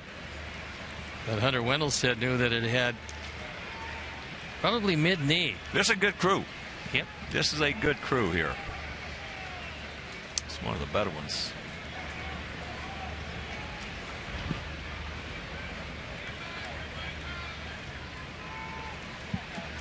Derek Jeter was put on the disabled list. He's played 5 games this year. At 39 years old, he came back, and his legs just couldn't support the effort. He has a calf strain. That ball hit into left field. Casper's there, 1 out. There's a look at one of the great players in the history of our game. One of the great goodwill ambassadors of the game to ever play. There has never been in our lifetime, yours and my lifetime, and I'm a decade older than you. There has never been a better ambassador than Derek Jeter. No, he's been terrific. When you get a guy who is that great a player, and especially in New York, the responsibility, and he accepted it, he wore it, and he wore it well. 1-1 to count to Alex.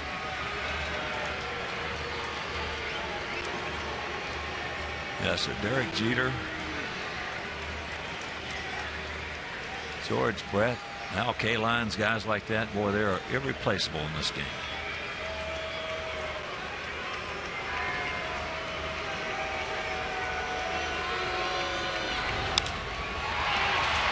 High into right center field. He just missed that one.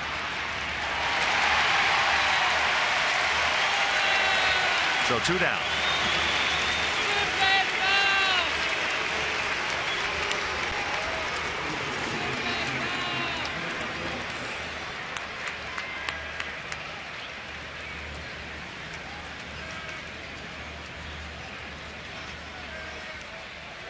Vernon Wells, he roped a double down into the left field corner. 34-year-old veteran.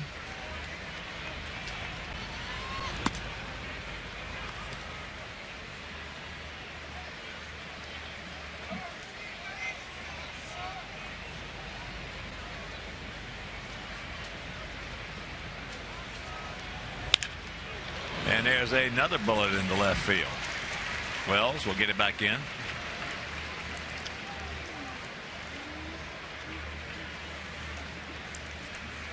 So the 4th hit for the Yankees, and that'll bring up Curtis Granderson, who popped up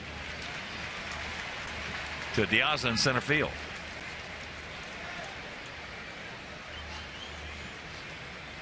There's 4 left-handers in the lineup against Quintana, and it's not because Joe Girardi wanted it that way. It's pretty much that he's forced to play it that way.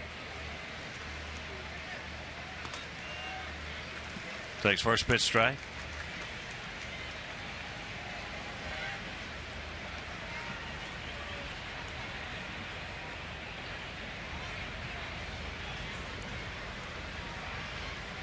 Short lead by Wells.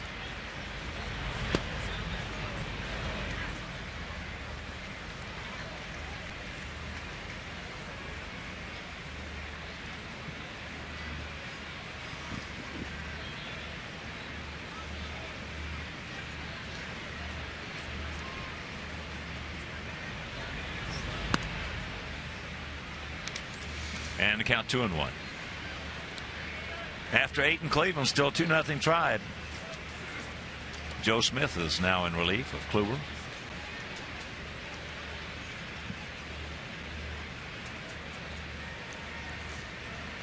That's liable to be some kind of finish. And the count 3-1. No walks. Jose, no walks, buddy. Dodgers leading St. Louis 3-1, trying to win their 15th consecutive road game. Amazing.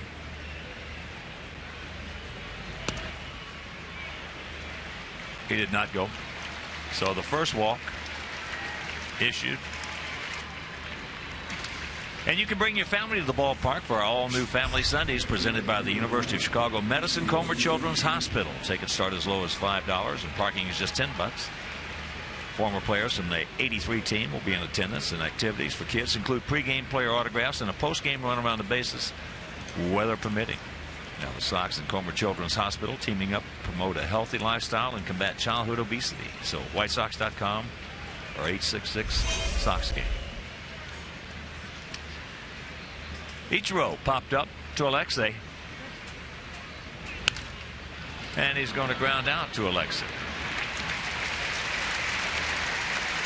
They threaten, can't score. It is still 7-0 White Sox.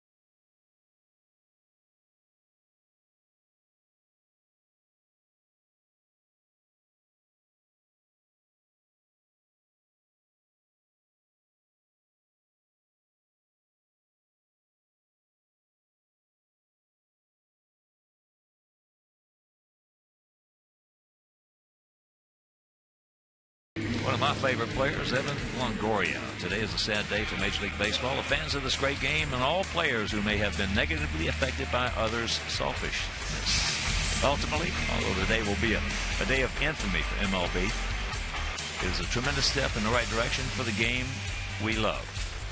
Evan Longoria. At Evan3 Longoria. What a player he is. And he is turning out to be a nice ambassador for the game. He's got a clone down there in Will Myers that when you take a look at their batting stances, and Will Myers is starting to set the league on fire, that's a pretty good twosome. Evan Longoria, Will Myers for Tampa Bay, and that's going to be quite a race. Yeah, it is. Put Z-Man in there.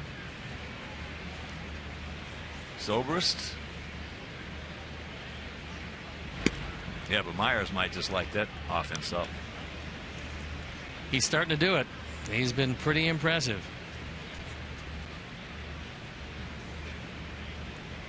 Detroit has just scored his 2-1 ball game now. This Perez on in the top of the ninth in Cleveland. Will Myers has .329 batting average, 8 home runs, 30 driven in 39 games. Well, there's ball 4. Adam now 0 for 1 with a sacrifice fly and a walk.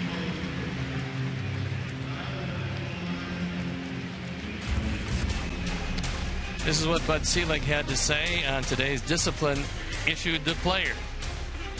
As a social institution with enormous social responsibilities, baseball must do everything it can to maintain integrity, fairness, and a level playing field. We're committed to working together with players to reiterate that performance-enhancing drugs will not be tolerated in our game. I love the fact that for the first time in a very long time, Players Association and the owners and the commissioner all on the same page, going in the same direction to eliminate something and make it a level playing field. First time ever. Yep. Gordon goes through it. He's 2 for 2 with an RBI and a run scored. Gordon got his average up to .305.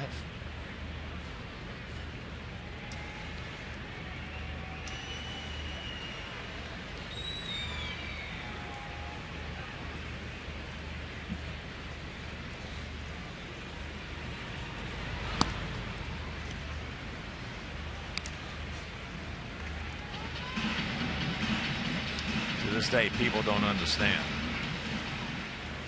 what a tough guy Bud Selig is. Well, I think when he first took over, people thought that there were a lot of people pulling the strings. Has popped up. And I remember a conversation I had with Bud, because every time we'd go to Milwaukee, I would stop in to see him. And we were talking about the concept of revenue sharing and luxury tax. And I said, well, I mean, it seems like a pretty good concept, and it seems like an organization is only as good as its weakest link. So the idea is a good one, I believe. I said, but how's Mr. Steinbrenner going to take that?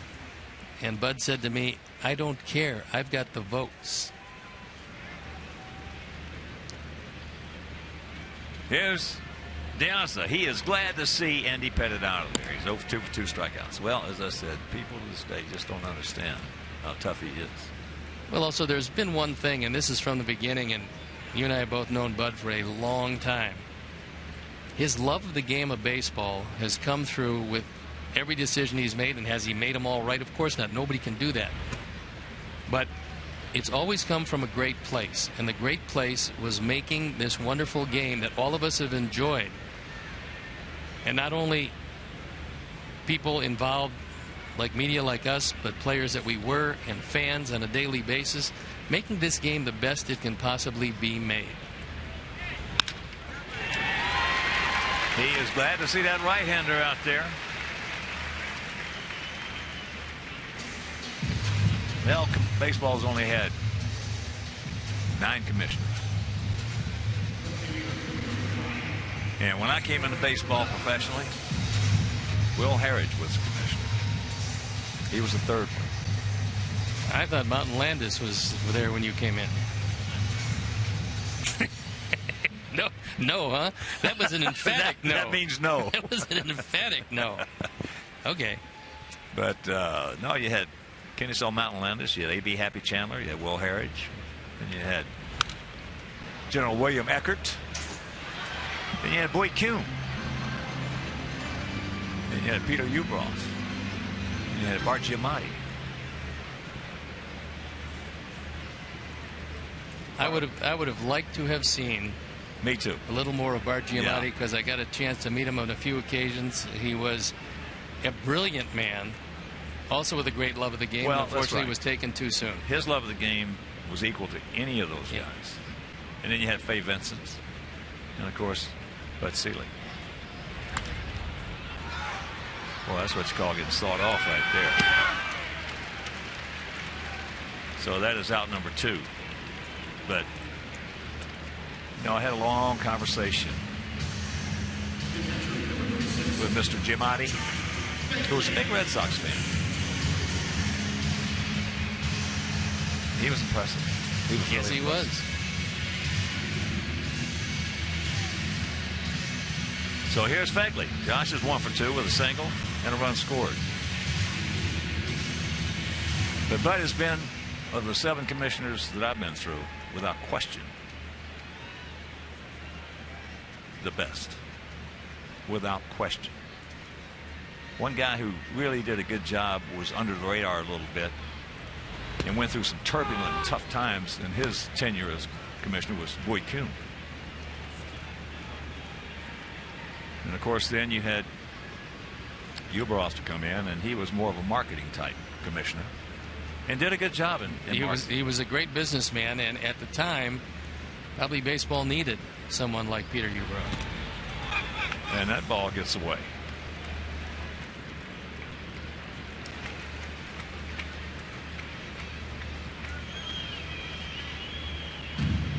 Josh having trouble laying off the breaking ball, going away. So it'll be a wild pitch.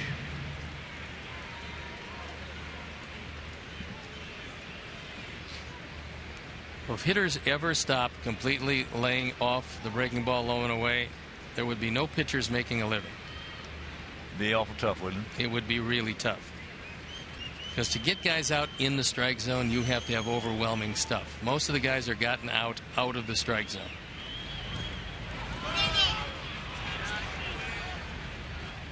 He went. And that'll do it. So we strand a pair. We have left 8, but we have scored 7, and we lead at 7-0.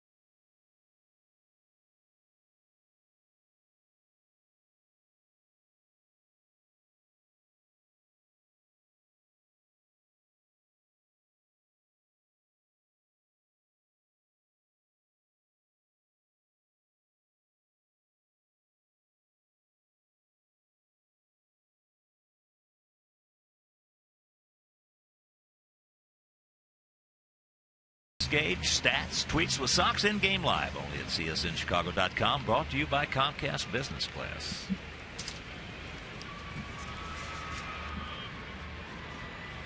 Eduardo Nunez, Chris Stewart, and Brett Gardner. You're in the top of the 5th inning. 7-12-0 for our guys. 0-4-0 for their guys.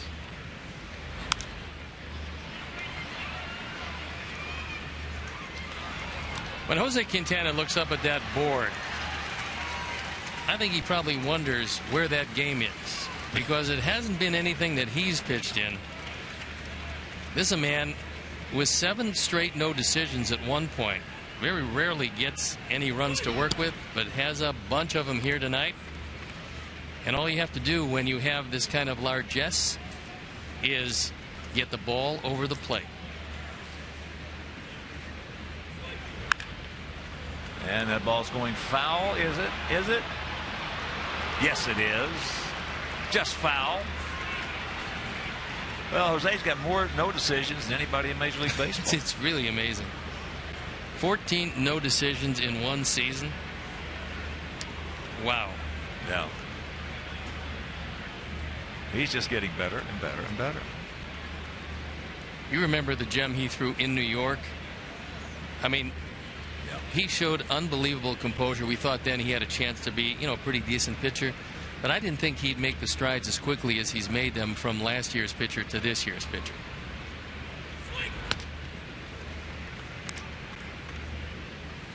Even last year, there were times when he just showed you he was not afraid to pitch out of a jam. Well, I don't think he was ever afraid on the mound at all.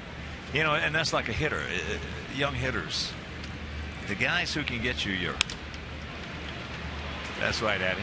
The guys who can, as a young hitter, the guys who can get you your 2-out RBIs, your RBIs late in the 7th, 8th, and 9th innings at a young age. Those are the guys that impress you so much as a hitter. And the pitchers, it's how they can pitch out of a jam. Can they pitch out of a jam? Some guys, you know yourself, they get in a jam, you couldn't pull a greased tee out there behind with a pair of pliers. No, and that's a lot of young pitchers. You'll see, Hawk, that what happens is they might throw 6 innings, and 5 of them might be 1, 2, 3 innings, but they can't turn it off once the other team starts to get to them. And that's something that Jose has innately had since coming into the league. He's able to get out of those. Now, like any pitcher, some nights he just doesn't have it, but more times than not, his stuff is good enough to win big. Well, we had two outstanding young pitchers here. Alex Fernandez and Wilson Alvarez. Outstanding stuff. And it took them a while. Their first few years, they would have that one big inning. They could not stay out of the one big inning.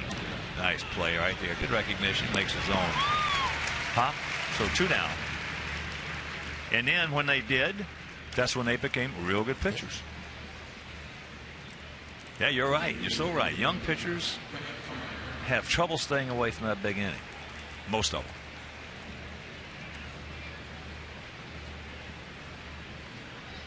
So here's Gardner. Strikeout and a fly out to center.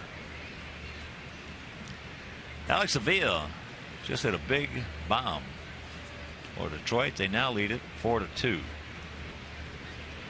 And he hit it off of Chris Perez. Yeah, Chris has been throwing the ball very well. So this game for both of those teams, a critical kickoff to a 4-game series. Detroit losing the whole way, but making a big comeback. Not over yet, however. We've seen the Indians come back a time or two. Oh, they won't quit. They will not quit.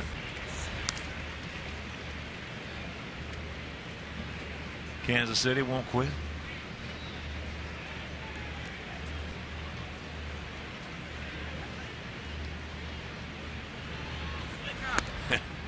I'll tell you who else won't quit either is that Houston club.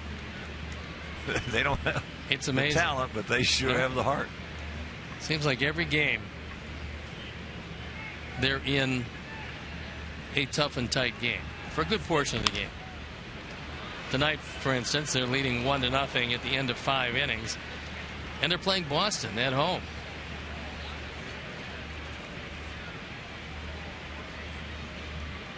Later on, Texas taking on the Halos and the Big A in Anaheim, Toronto with Seattle and Milwaukee at AT&T in San Francisco. Full count with 2 out. Gardner, 18 stolen bases. Yankees have 73 in 93 attempts.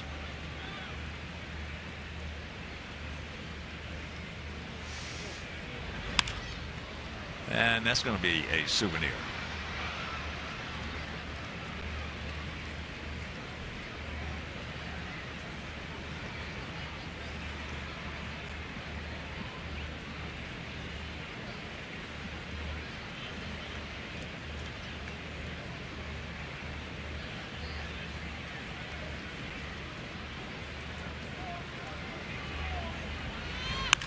That ball hit hard, hung, got a hanger, and it's off the wall. So the double. That's his 25th two-bagger.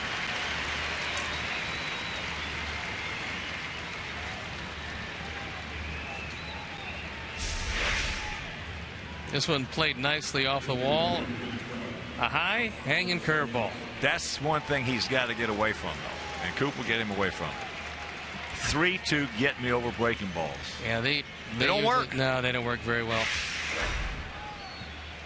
You can throw me you can throw guys. You've stated so many times. On the first pitch, you can throw them and get me over breaking. He'd have taken it on the first pitch. Yeah. Not the third one. But not that 3-2 get me over. That just does not work in the major leagues. Soriano has struck out and gone out to left. He just missed that one. That high fly ball.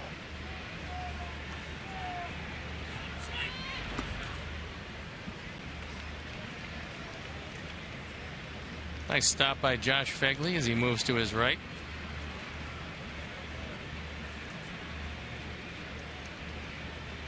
He's done a pretty nice job defensively, getting a little better with each and every outing.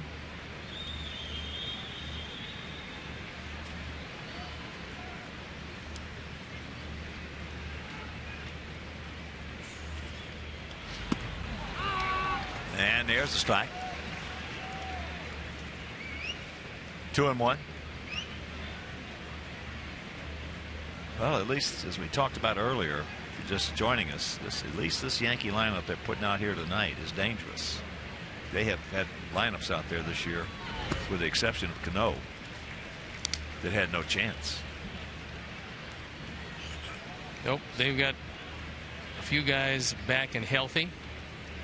Granderson is still not where he has to be. Ichiro doesn't look the same. Wells is having a good night tonight, but Vernon has not had a particularly good year. Got off to a good start, however. Out and around that one. And that'll do it. We are halfway home, leading 7-6.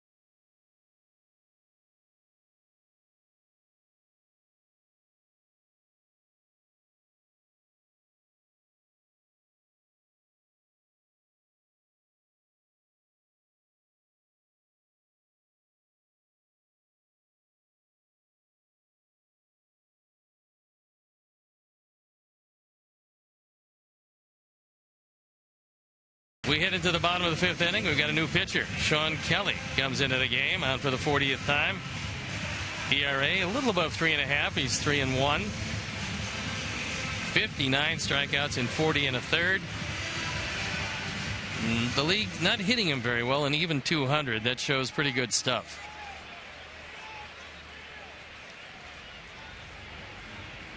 So here's Alexei. He's 2 for 3 with an RBI, run scored. And the count 0-1. If you're just joining us, we scored 3 in the first, 2 in the second, 2 in the third, and all 7 without a benefit of a home run. That's pretty unusual. That's very unusual. A little continuation hitting. The first 4 guys leading off the bottom of the first: Ramirez, Cappinger, Rios, Canderco, all singled. There's a strike and count 0-2. Then there was a sacrifice fly by Dunn, almost a grand slam homer. And then another single by Beckham.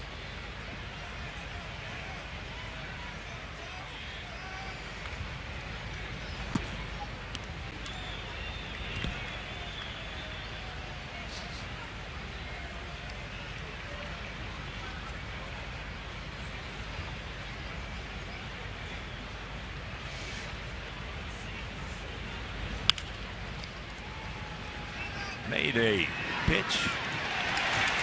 And we told you that this was the first game that Vernon Wells has played at first base. So he decided to be a spectator. It's just not a natural position for him.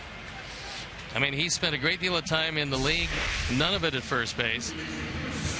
And so he breaks way off the bag, can't get back in time, and Cano just has to eat it.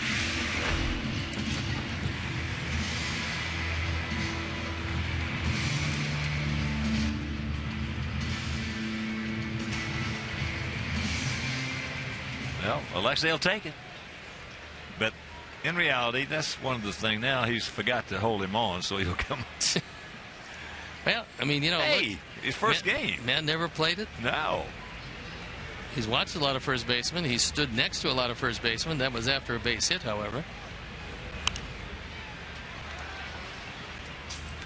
But there again, that's one of my pet peeves. That has to. It's a loose end that has to be tied up. A team error. So the pitcher does not get penalized. I couldn't agree with you more. However, so far they have not moved to address it. No. And it's been talked about for a while. Yeah. I mean, it should be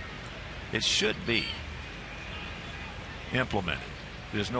In my mind, there's just no. I've seen it too often. Especially with the contracts the way they're structured today.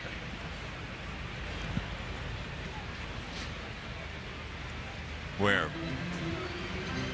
every stat is just explored to the nth degree.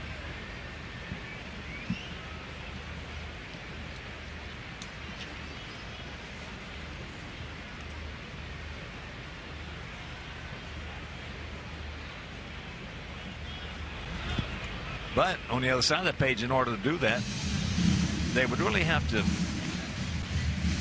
check into and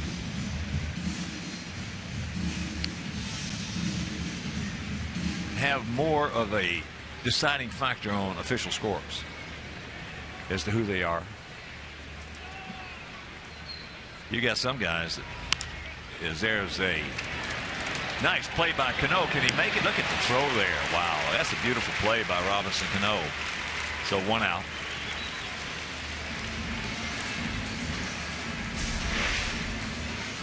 Outstanding effort going away from the throw. He's got a very strong arm and obviously enough range to make that play and what looked like a sure base hit. Well, the two guys from underneath who have the best arms in this league are Cano and Beltre. Beltre's amazing because of all the angles that he can throw the ball and all the positions he throws it from. And hit from, too. Yep. Here is Alex. 2 for 2, 4 RBIs, a run scored, and a stolen base. Quite a night for Rios. First pitch strike. He asked for it, didn't get it. If you can read lips, Alex is saying I wasn't even ready when he went into his delivery. Hunter Wendell said, well, I was, so it's a strike. You have to have it acknowledged or you can't step out. And the count very quickly, 0-2.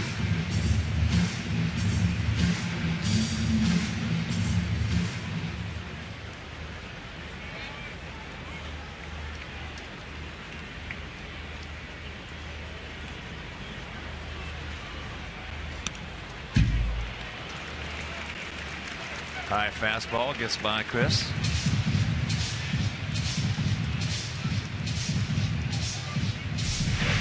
Trying to heat him upstairs. Might be another pass ball.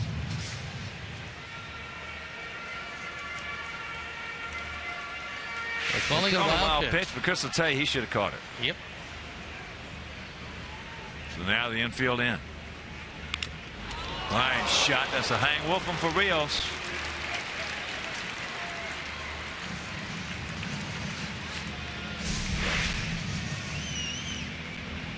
Right back at him.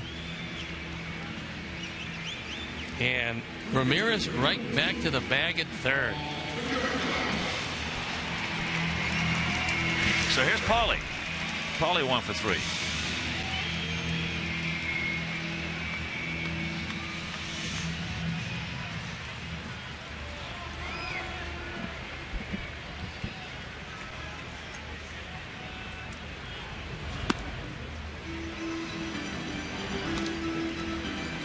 Pretty good slider from Kelly. Yeah, it is. And Paulie still on a breaking ball. It looks like he's just flinching just a hair with that back. When he has to reach for it a little bit on the fastball, he's okay.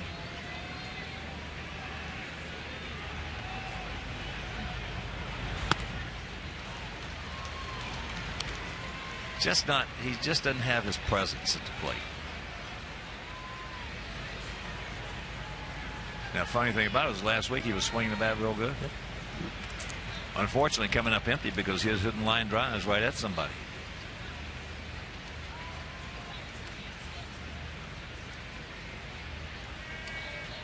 It is pretty tough to come back from. And you know that you're hurting anytime you voluntarily take injections in your back. I don't think he's back. I really don't. I think he tried to come back because obviously the status of the club, the way we were playing. And he's done it his whole career. I mean, why is he going to change now? You know, it's. Remember 2000, he had a bad hand, played with it, never said a word about it, didn't want anybody to talk about it. He's played 3 or 4 years with a bad hand. And then, of course, the bad wrist where he had to have the surgery.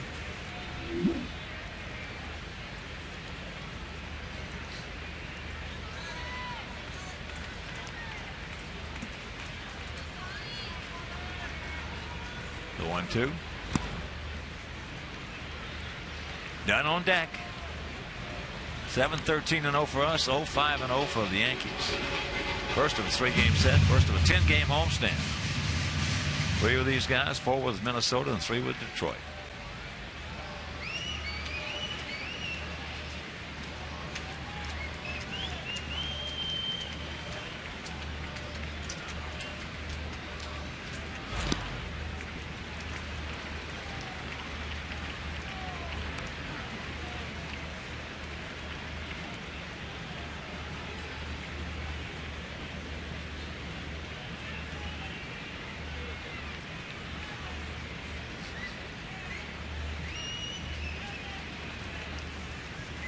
There's a young man very happy to see that 7 on the board.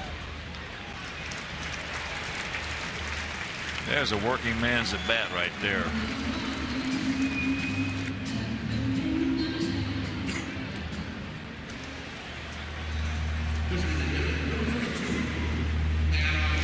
That's Tony Pena, longtime Major League catcher, former Major League manager. One of the most fun guys to watch play. He also had a love of this game, and it came out every day. Still does. Yep. Nobody. You might tie him, but you're not going to beat him in his love for the game. Boy, he was fun to watch.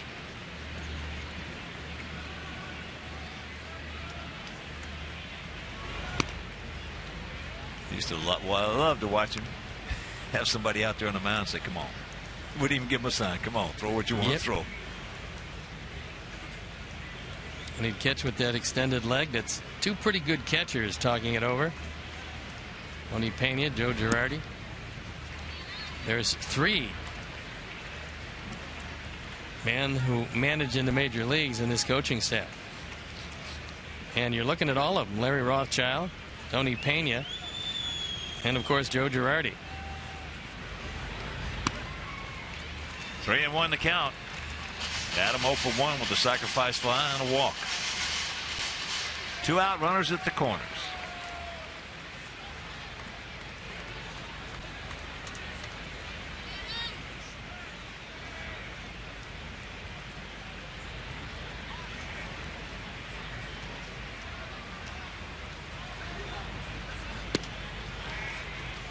Breaking ball, full count.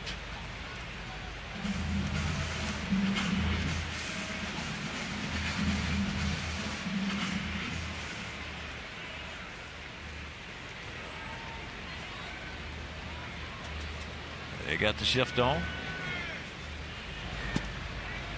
And there's ball 4. So once again, Sox packed with Sox. And that'll bring up Beckham. Gordon's 2 for 3, a single.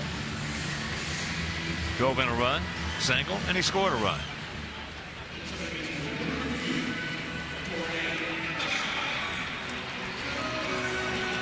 One thing about the Yankees, though, and And unfortunately, us this year play some slow games. I mean, and we play a lot better when we play fast. Yankees and Boston, some of the games they play are just ridiculous. They play 4-hour, 9-inning games that aren't high scoring. Those Red Sox pitchers, they got some Red Sox pitchers that just absolutely wear you out, as do the Yankees. And here comes Rothschild.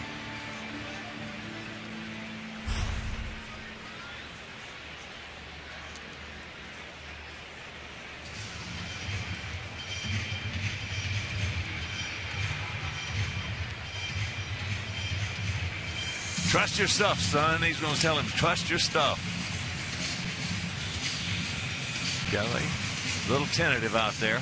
Also going to mention to him that it's a 7-0 game. It's only the 5th inning. And you are the 3rd pitcher of the night, so you have got to eat up some innings for us. So hang in there and go get him.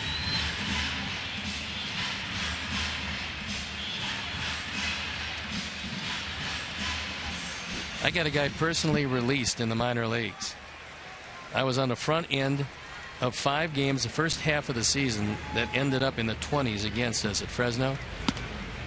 And he came on after me. And I gave up 3 or 4, maybe 5. And then he'd come in, and because they kept on scoring, they'd never go to the bullpen. They'd let him eat up some innings. He'd give up 8 runs, 9 runs.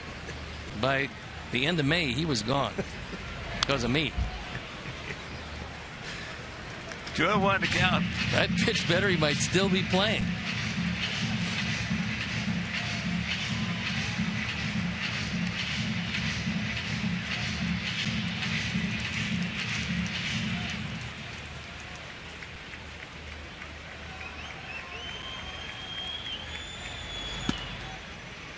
I caused the guy not to make a club one spring. Sammy Ellis. When I was with Cleveland, we were having spring training in Tucson, and Sammy was trying to make, he was non-roster, trying to make the club, and he was pitching very well. There's a strike. And he was in his last inning of that last game, and he was going to probably make the club. Willie McCovey comes up, hits a high pop-up, and I was very good on pop-ups, and I lost it in that high sky at Tucson. Yep, that can happen. Well, that started like a 4-run inning. And it was 2 outs. And that's fouled back. Get back here. It will. First row. Yeah, there were 2 outs, nobody on, so McCovey hits a high, towering pop-up, and I drop it, and they went on to score 4 runs, and then Sammy, that just killed his chances. And I told Alvin Dark, the manager, I said, why are you doing this? Because I was the one who missed that pop-up. He said, well, I wanted to see if he could pitch himself out of a jam, and he couldn't do it. So it was point counterpoint, you know. Yep. That's a bad feeling. 27,948.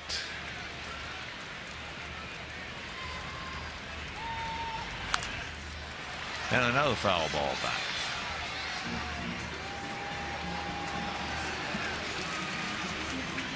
And I thought we'd have 30 here tonight. We probably would have, had not it been for the bad weather.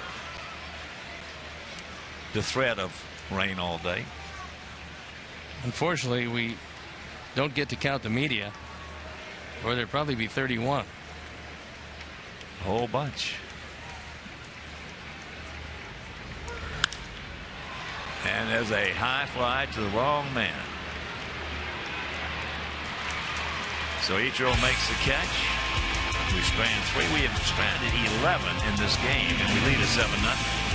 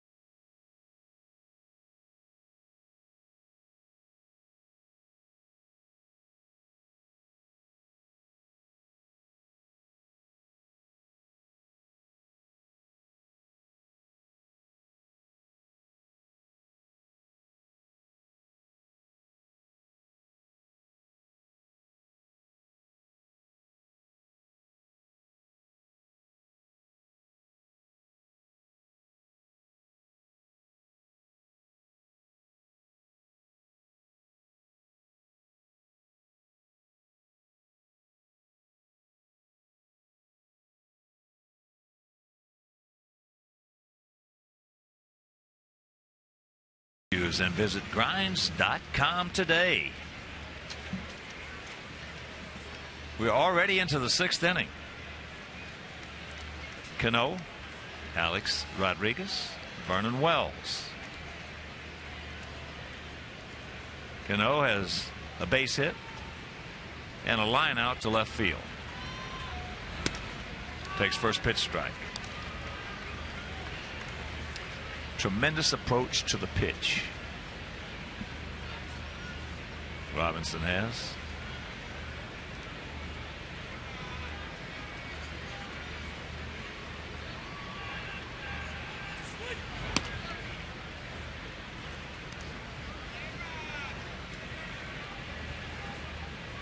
One and one to count.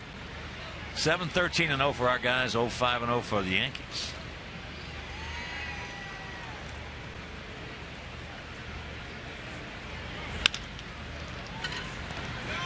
Ball had a lot of topspin. One out.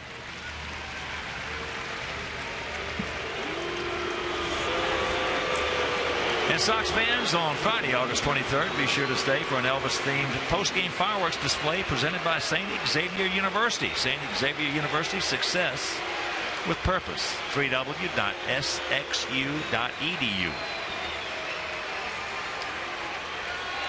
So here's Alex. If you didn't know, he's 1 for 2.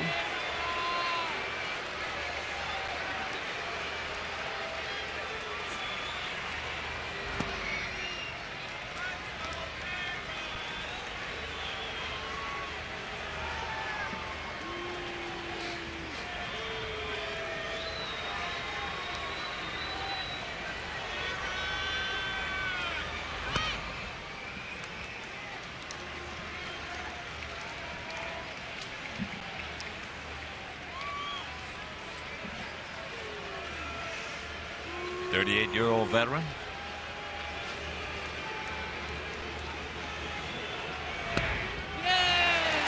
Pull a string on him, had him way out in front.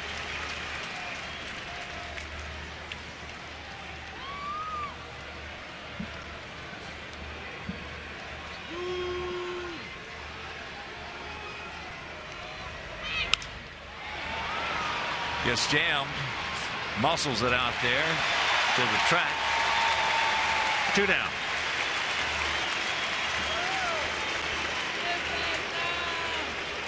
Jose got that ball right in on his hands, and still he took it a long way out. And pitch tracks will show you a good cutter. He couldn't get the good part of the bat on it. Well, 647 home runs. Yep. High of 57 with Texas.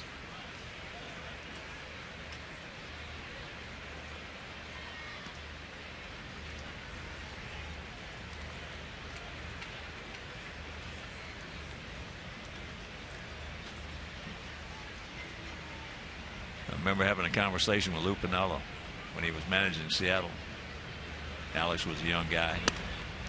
Mariners were running for the division lead.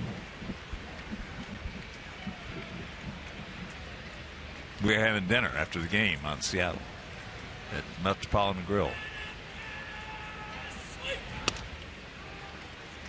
And I told Lou, I said, I got a situation here that might interest you. Why don't you think about this? You need some more offense right now. And Alex was a young guy. The ball hit by Keppinger. So that's the 3rd hit for Vernon Wells. And here's a throw. And the ball hits him. So that'll be a double. His 2nd double.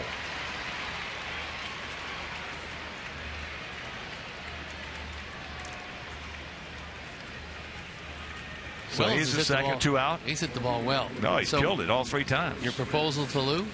My proposal to Lou was, Alex was a young kid. He wasn't playing that much on a regular basis. I said, why don't, we've got a 3rd baseman here that you love.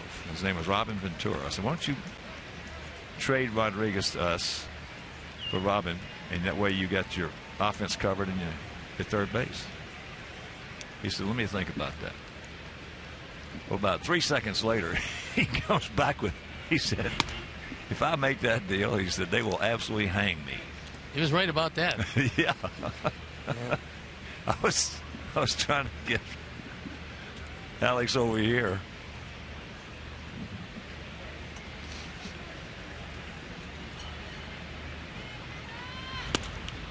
There's a strike to Granderson.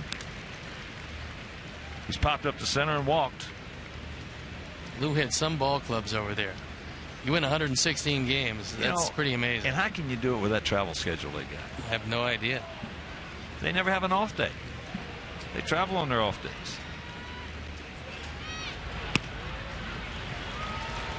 There's another strike. But toughest, I think it's the toughest in certainly in American sports, toughest travel schedules. Seattle Mariners.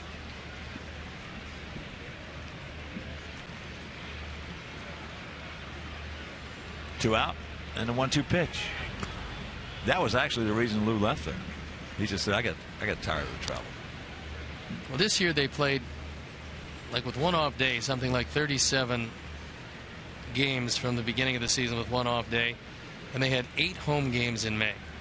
So if they were thinking about contention this year, this would not going to be the schedule for them to do it. I didn't know that. That's amazing. Yep. He gone. And we'll go to the bottom of the 6th, leading by 7.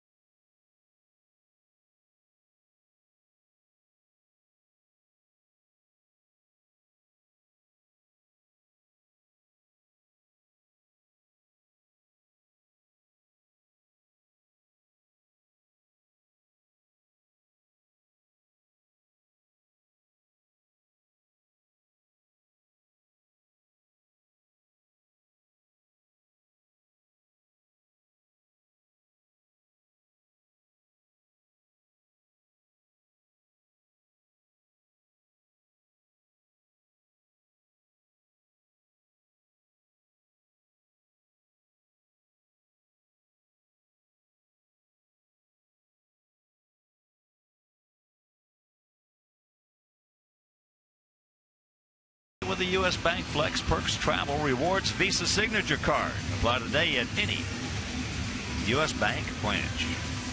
$400 airline ticket. That's pretty good. As here is Diaza.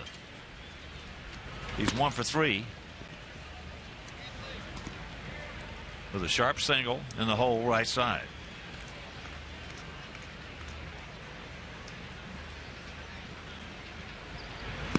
Viciedo tried to make a catch. Jammed his left thumb, had to leave the ball game. Unfortunately, X-ray is negative, so let's take some time to heal up. Tank does a lot of diving in the outfield, and as big as his body is, that might not be the best thing to do. Yeah, the left side of his has got a chance to be sore tomorrow as well. Yeah, it does. And if you miss that play, coming in the first inning. It was on Cano, and even though he jammed his thumb, he was able to get up, make the throw to second base, and throw him out. And there's the leadoff walk. So Kelly walks his third guy. And that'll bring up Casper Wells, who is 1 for 3 with a run scored.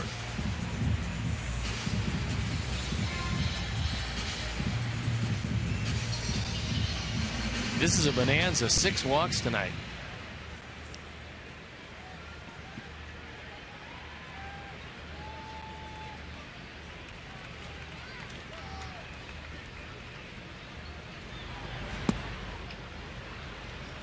Casper can't get it.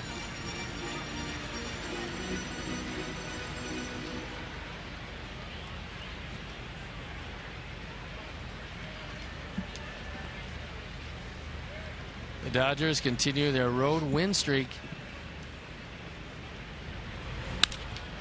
That ball hit. Stay in the air. Stay in the air. Granderson back to make a nice catch on the track right in front of the fence. So that's a hang Wolfham for Casper.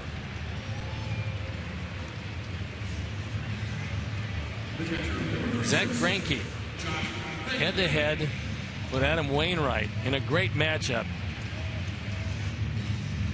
Greinke now moves to 9-3. Wainwright 13-7. Wainwright's ERA is 2.66, but he could not beat the Dodgers, and he's not the Lone Ranger because nobody's been able to for 15 road games.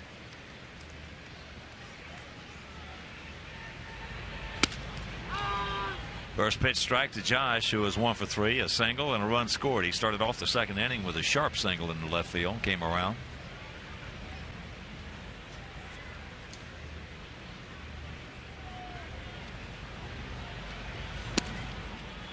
There's that pitch.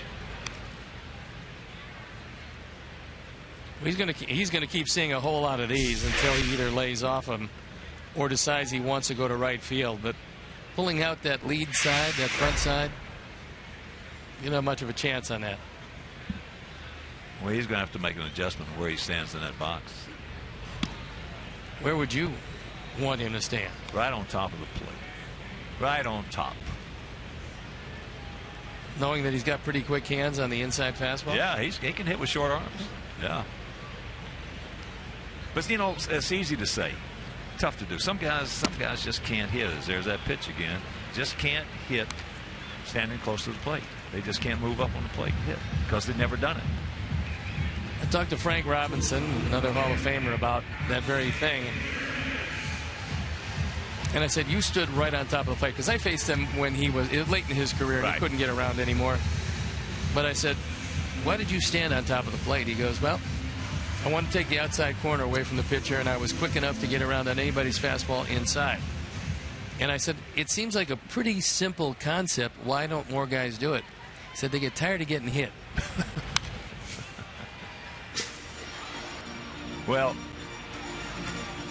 I tell you what, that with some guys is very true, but I stood closer than Frank to the plate. In fact, there's nobody stood closer than I did. I stood right on top of the plate.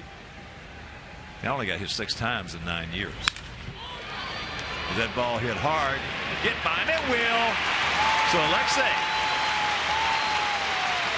Alexei picks up a double RBI. He now has 29 of those. That's his 4th hit, and it's 8-0.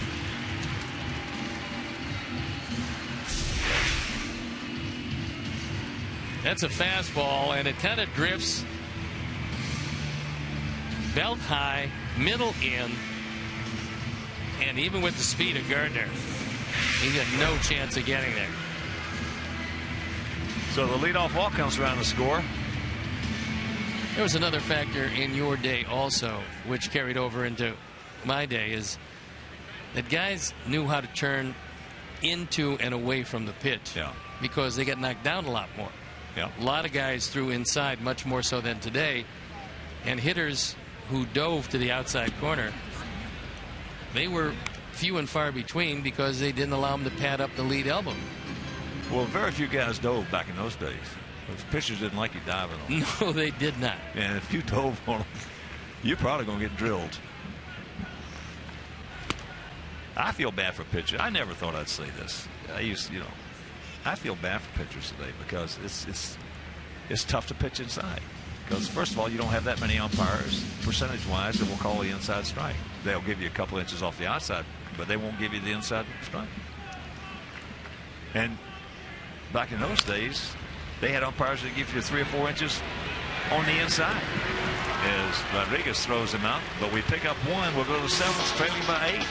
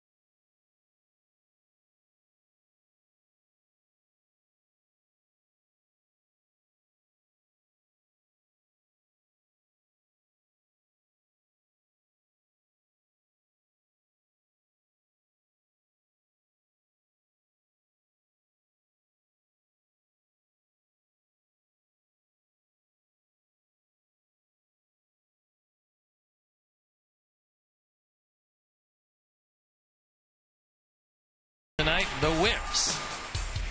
5 of them. Brett Gardner, good curveball down. Alonso Soriano, another good curveball. And then it's Nunez. And then it's a check swing, but not a check swing. And fastball fired right by Granderson. And those are the whips, brought to you by Head & Shoulders.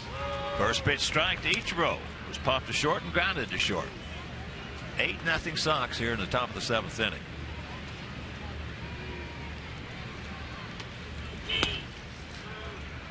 Oh, 0-2 the count. Stanley just coming right at him. Only issued 1 walk.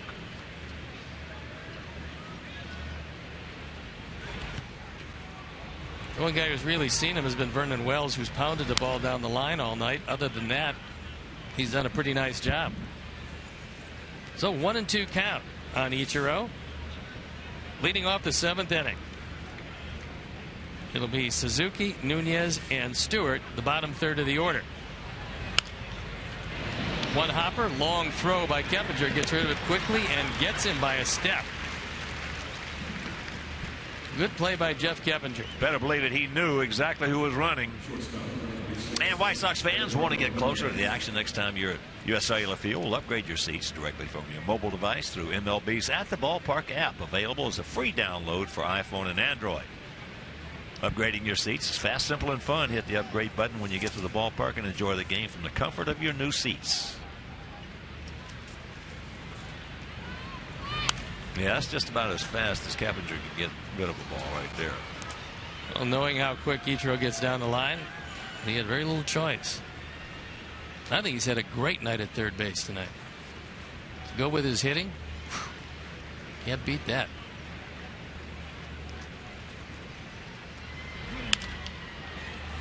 That's in the center field for a base hit. So Nunez struck out, line to center, and then single to center.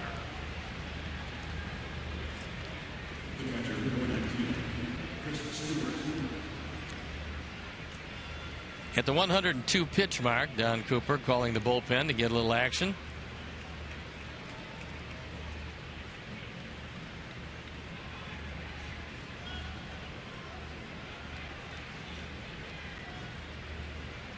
And down on the farm, Avisail Garcia, through 5 innings, was 3 for 3 tonight. 3 RBIs, 2 runs scored.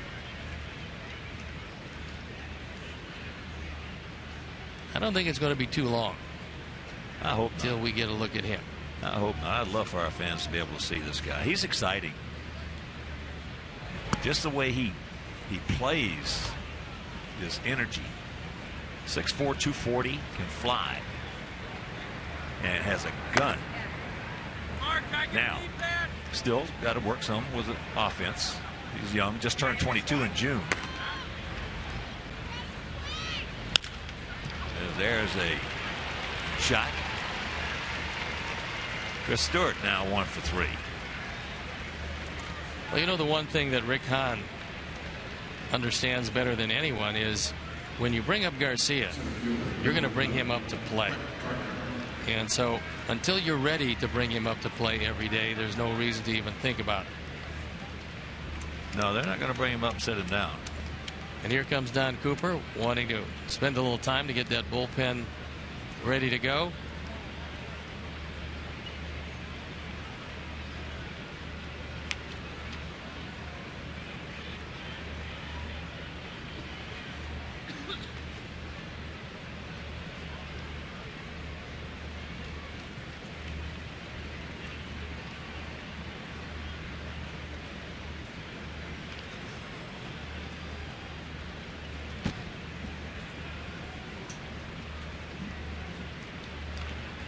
And Sox fans, join us for country music night and post-game fireworks, presented by the great folks at Pepsi on Friday. 7:10 when our Sox take on those Twins. Purchase 6 today. WhiteSox.com/country or calling 866-SOX game. 2 on, 1 out. If you're just tuning in, there is a wild pitch. So the runners advance, but Quintana back in the 2nd inning gave up a single to Alex Rodriguez, a double to Wells leading off that inning, and left him right there. That probably was his best pitching of the night. Soft little pop-up by Granderson. A softer pop-up by Ichiro. And strike out of Nunez to get out of it. That ball tailing away, but he reaches out and makes the catch. So Nunez will score. They get on the board, and it's an 8-1 ball game. Gardner's 35th RBI. Time now for the Avis Super Slow-Mo replay. Alejandro Diaza closes ground in a hurry. Able to haul it in. That's going to be the last pitch that Jose Quintana is going to throw as Robin takes a long, slow walk out. Nice job by the young man who was pitching with a big lead early and threw nothing but strikes. Well, he's used to pitching with no lead. I know that. So as he exits, Matt Lindstrom comes into the ball game. And Jose gets a standing ovation from a very appreciative crowd here tonight. And we'll be back after these messages.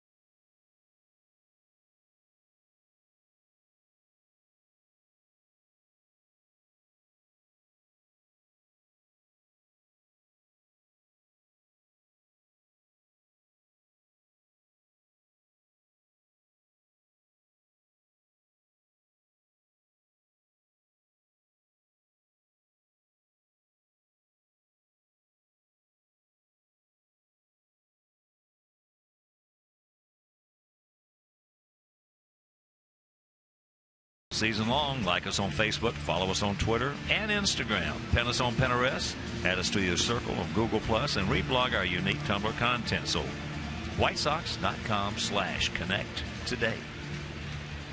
Our Honda call to the pen is Matt Lindstrom. He comes in at 2-3, the ERA 370, on for the 54th time. So he's been a very busy man. In fact, he's been the busiest man out of the bullpen on the ball club. He inherits Stewart out at second base, and a job well done by Jose Quintana. He's just getting better and better.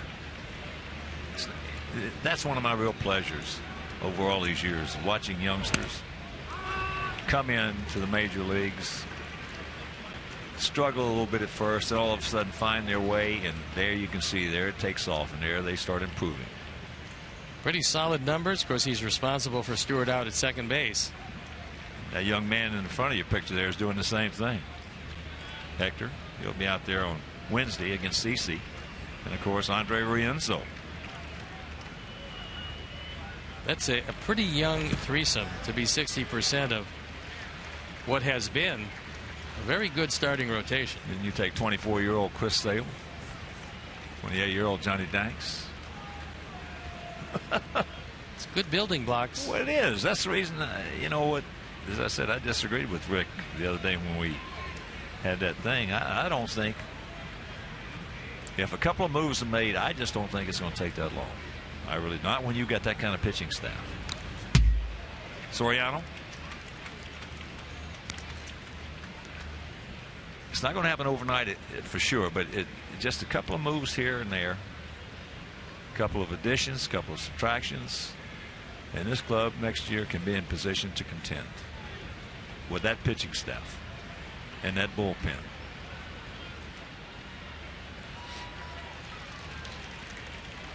Gap out there in right center, and that's where that one's going. Diaza, he's there. We got a man there, and that'll return us out. 7th inning stretch, 8-1 White Sox.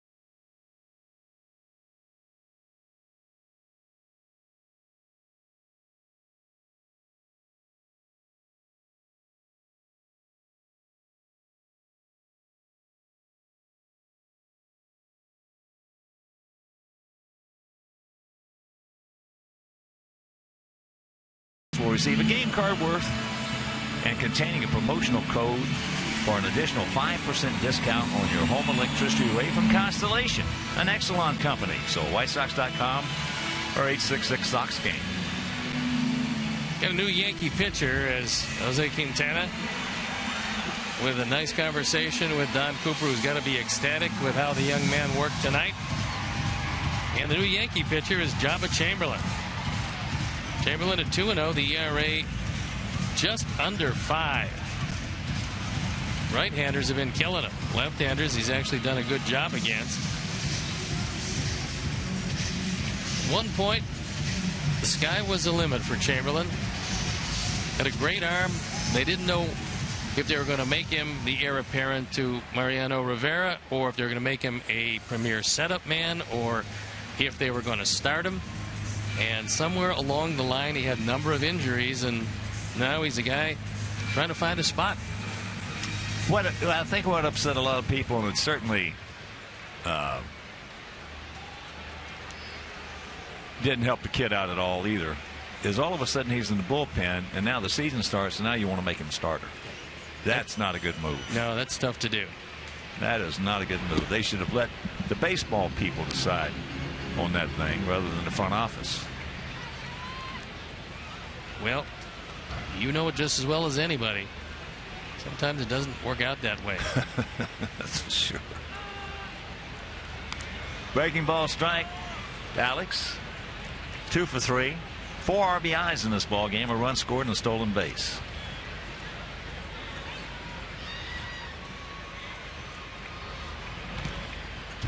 Yeah, when you're thinking about starting a guy, you better get him ready when the previous season is over.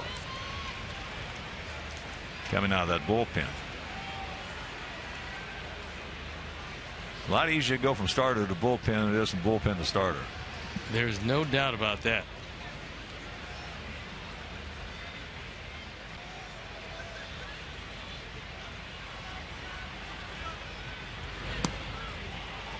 Breaking ball.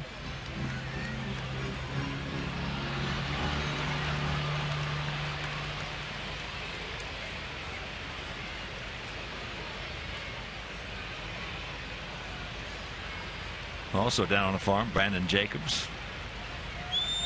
Got him from Boston in that deal for Matt Thornton. Had a 17-game hitting streak snapped yesterday. Stevie, you've talked with some scouts.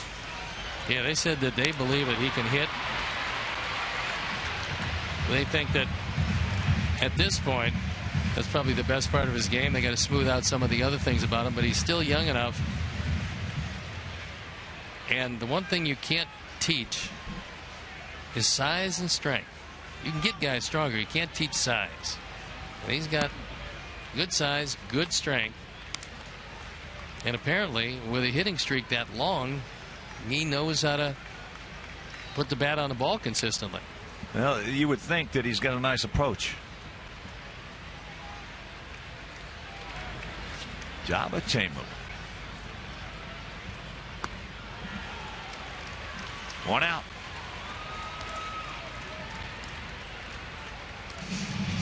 Jabba's real name is Justin. His nickname Jabba as a baby. And then his father had his name legally changed to Jabba once the nickname stuck.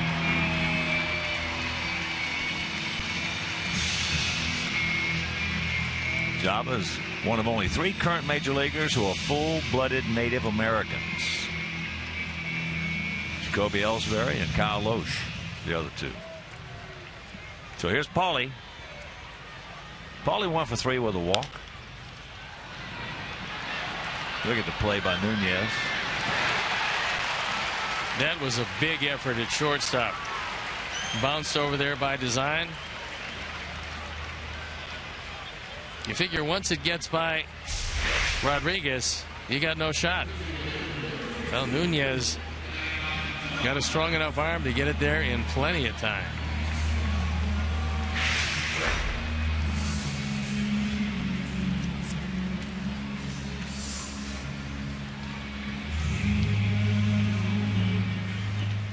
So here's Adam. Adam 0 for 1, a couple of walks, a sacrifice fly. Now with 68 RBIs.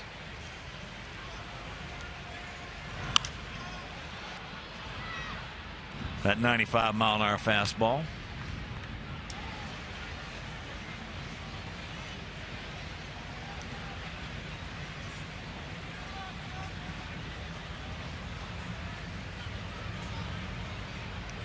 Saba wearing that number 62.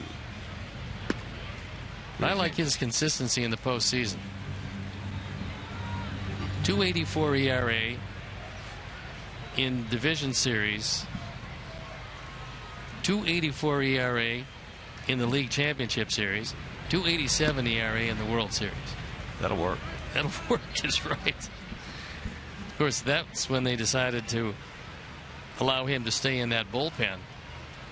Because in those days, I mean, he gets up there now. He's got a pretty good arm, 95 miles an hour. But in those days, he threw a whole lot harder than that. Yeah, the first time we saw him, he was electric. He had that Nintendo stuff. Yes, sir.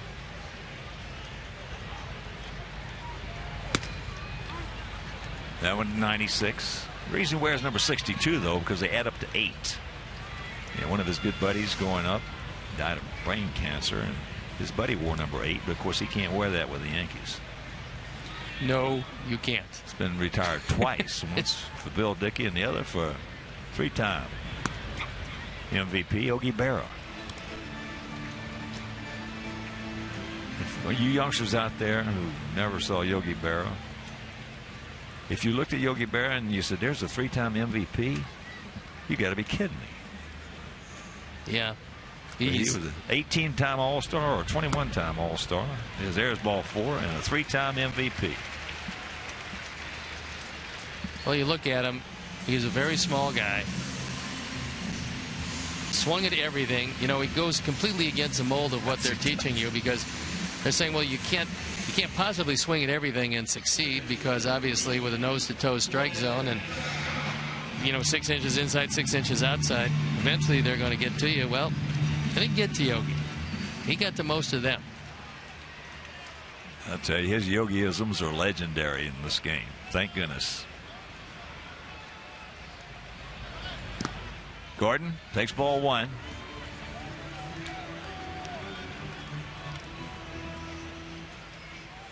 Gordon's 2 for 4 with an RBI and a run scored. I saw a nice shot last night. I believe it was on MLB TV. And it was Will Myers, the youngster, sitting in the stands before the game, well before the game, talking with Don Zimmer. That ball hit hard in the center field. But Gordon, another barrel up, but another hang woofle. And we'll go to the 8th, leading by 7.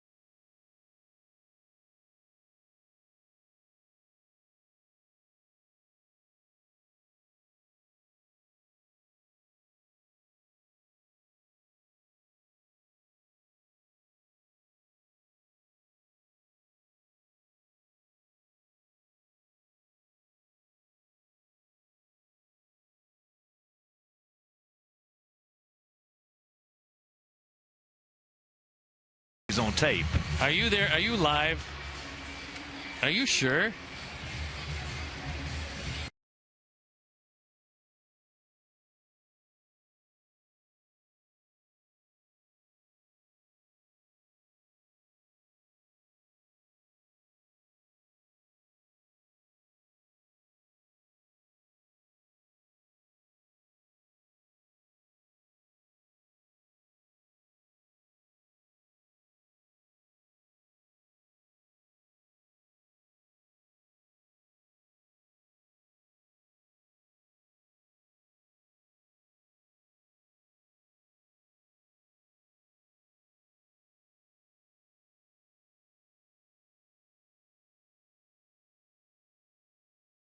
Vernon Wells, Matt Lindstrom on the bump here in the top of the 8th inning. 8-14-0 for us, 1-8-0 for them.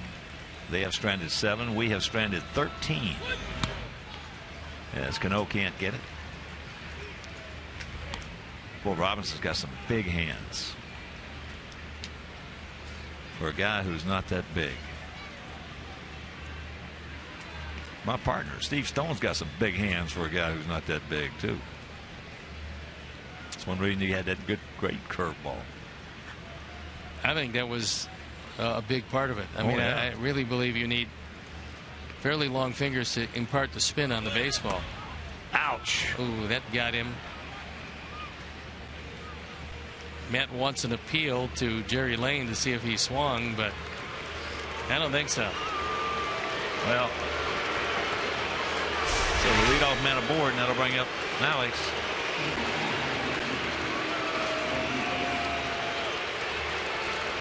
Well, I've got big hands, and you should have seen Koufax. Koufax's hands were like that to mine. Well, that's one of the reasons. That and the great velocity. That was one of the reasons why he was able to have. I mean, when you're judging curveballs down through the history of this game, Koufax from the left side, probably Camilo Pascual from the right side are the two. Bert Blyleven's in there, but the other two guys had just unbelievable spin imparted because of the size of their hands. Well, Camilo had a curveball he threw the right-handed hitters that went into him almost like a screwball.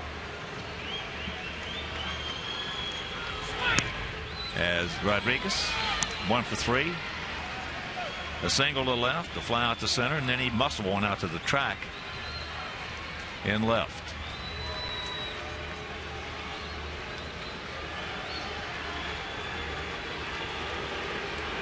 Outfield straight up, spread out about equal distance.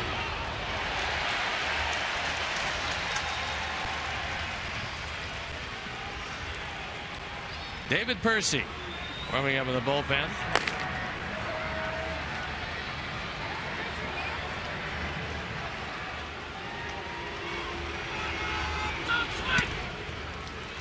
Come on. We don't need a rally here by the Yankees. You got them. No, we don't need a rally. Down 7. Let's hold them right there.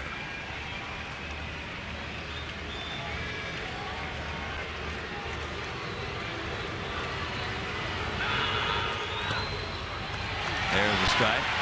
They were not holding Cano on, so see how they rule that.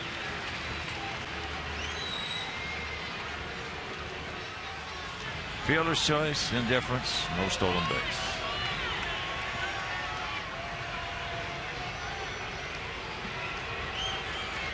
They're going to give it to you. Take it.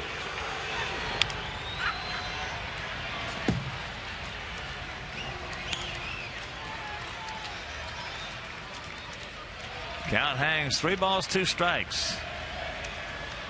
Alex Rodriguez.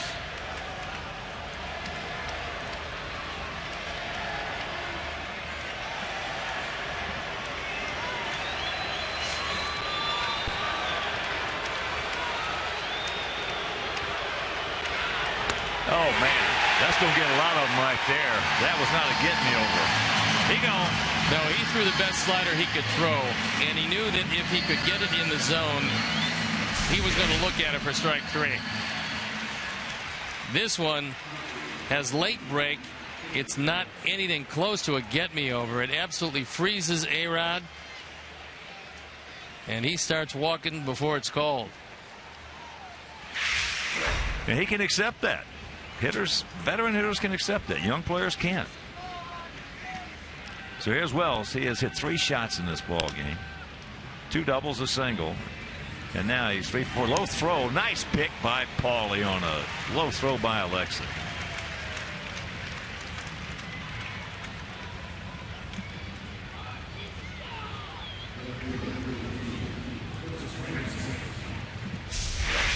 Might not have the best back around these days, but you don't lose those hands. And as far as picking low throws, he's among the best there is at that. Yes, he is. Yes, he is. He has saved a ton of errors So here's Granderson, 0 for 2 with a walk. There's another good breaking ball. Yeah, if you're going to throw a breaking ball 3-2, you throw a good one. Yeah, I mean, look, worst case scenario is you walk the guy because he either, it either spins or goes way out of the zone. That's it. That's a can of corn in the left center.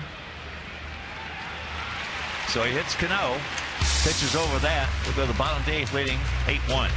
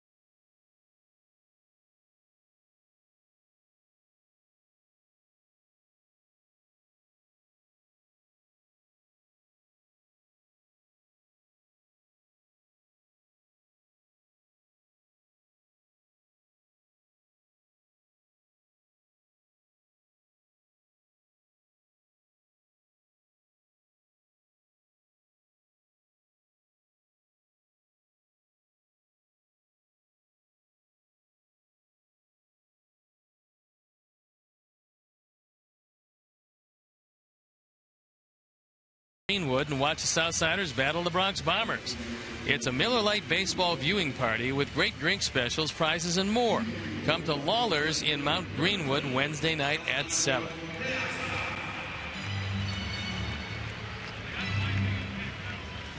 Boone Logan comes into the ball game. On for the 45th time.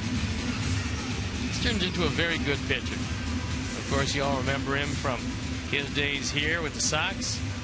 3-2, the ERA 2.15.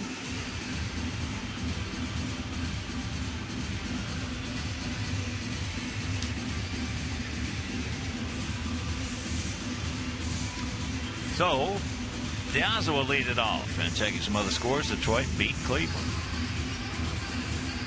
They got 3 in the top of the 9th. They beat them 4-2. Kansas City thumped Minnesota 13-0. Jeremy Guthrie picked up his 12th win. He's 12-7. Houston shutting out Boston 2-0. That's in the bottom of the 8th at the juice box.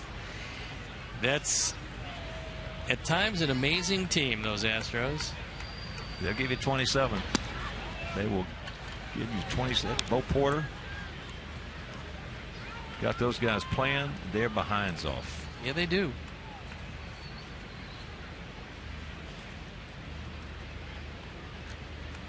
Guys are 1 for 3. With a walk and a run scored. Steve told you Dodgers beat the Cardinals 3-2. 16 straight road wins.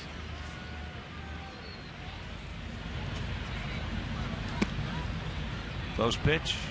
Let's get that 15 straight road wins.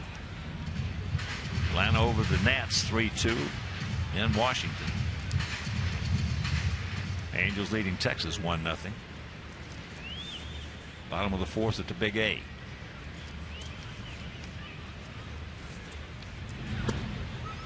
How do you feel about the difference between having to battle, still winning your division, but getting into the playoffs, as opposed to Atlanta? They're sitting there now with a 13.5 game lead. So they're not going to have to battle too hard as a division leader to get in. Do you like the rest? Do you like to be able to align your starting rotation? Or do you want to be competitive all the way going in? Well, that's the age-old question, hasn't it? It's always been, what do you like the best?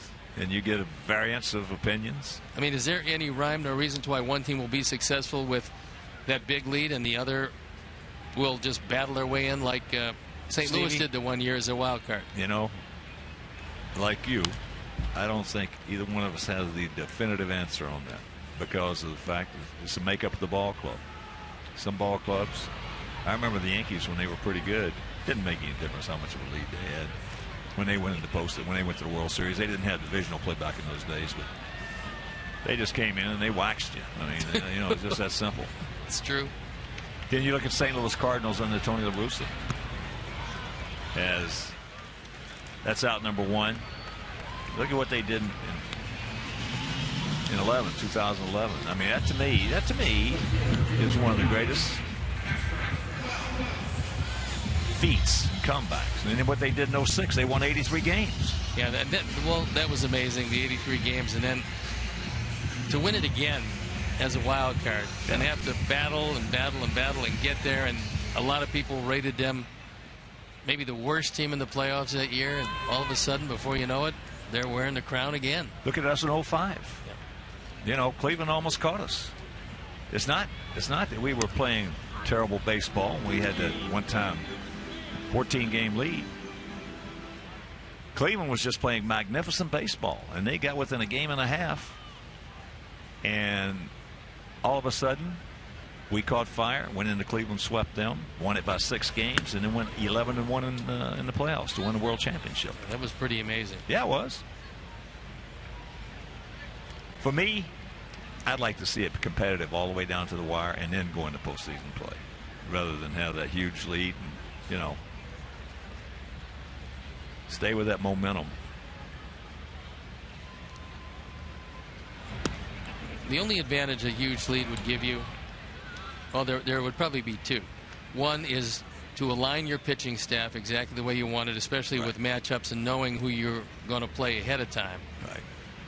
And the other would be if you've got some bumps and bruises, you've got some injured players, you got a lot of time to rest them late in the season to get them ready for postseason play. Yes, you do. When you're busting it to get there, you got to play everybody. You've got to pitch everybody. I mean, it's all hands on deck just about every game, especially the last week of the season. By the time you get to the playoffs, a lot of times your pitchers you just don't have it. Everything you said is true. Everything you said is true. As he gets him, so that's out number 2. I'll give you an example too of working hard to get there. The Yankees, I forget exactly what year it was. Billy was managing Martin. They got to the World Series and their pitching was way out of shape. Okay, Catfish had a bad arm. He started Catfish the first game so he could get his pitching lined up. Well, Catfish got murdered. But it didn't matter because the rest of them were ready. Were ready, and they won. Yeah. They won the World Series. And he had cojones enough to go ahead and blow the first game of the World Series to set up his pitching. So, in the real world, I'm sure that every manager would love to have his pitching rotation in order. But like Tony, as I said, Tony had 2 of his 3 World Championships. They went right down to the wire and had to, you know, scuffle. But they won it.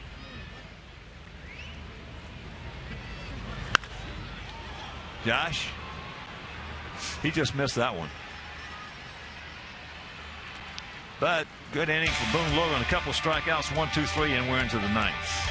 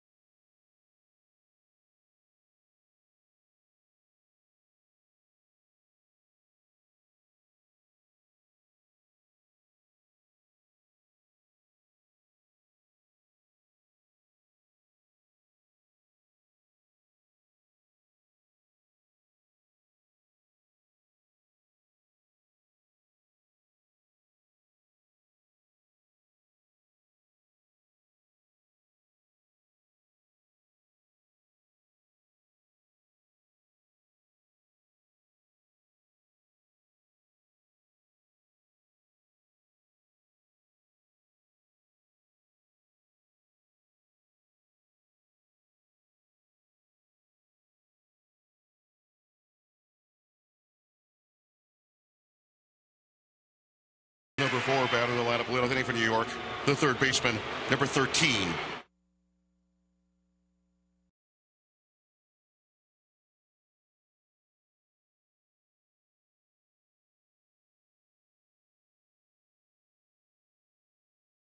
The third baseman, number 13, Alex Rodriguez.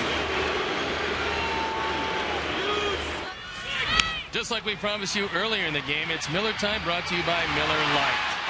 The first at bat of the year for Alex Rodriguez turns into a base hit after some resounding boos here at the ballpark. And that is our Miller moment. So David Percy comes into the ball game. He's going to try to nail it down and put an end to this epic losing streak. 0-1 ERA, 2.08. Left-handers haven't hit him at all. In fact, the opponents haven't hit him very well. If he can tighten up his control, it'll be pretty tough. And Connor Gillespie takes over defensively at third base. Here's Ichiro. Way outside.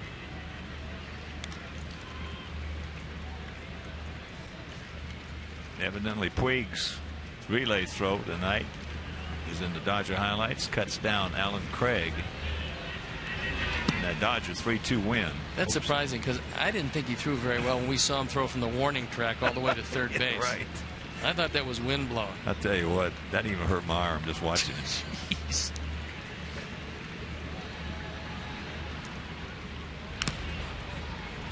Well, we got a guy who can throw like that too. That was Sil Garcia. Garcia has got a gun. That throw he made from the warning track last year at Comerica Park to third base was one of those you had to see it to believe it types.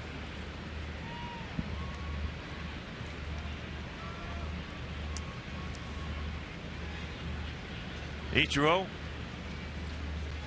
0 for 3 tonight. Make it 1 for 4.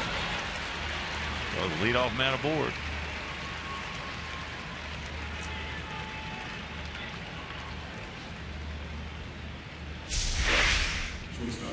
Ichiro gets his one hit, line drive to the right side. Done that a few times during the course of his career. But in his biggest at bat of the night, Jose Quintana got him on a soft little pop-up with runners at second and third and only one out. And the Yankees were turned away when this was still a ball game back in the second inning.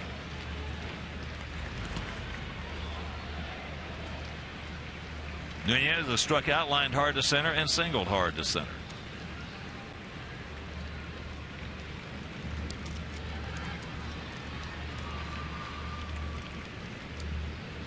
Ramon Troncoso loosing in the pen. Yeah, here's where, if you've got it, which we do in this situation, this is where some managers just don't want a rally here, even though you're probably going to win this ball game. You're thinking about tomorrow's game. Exactly right. Yep.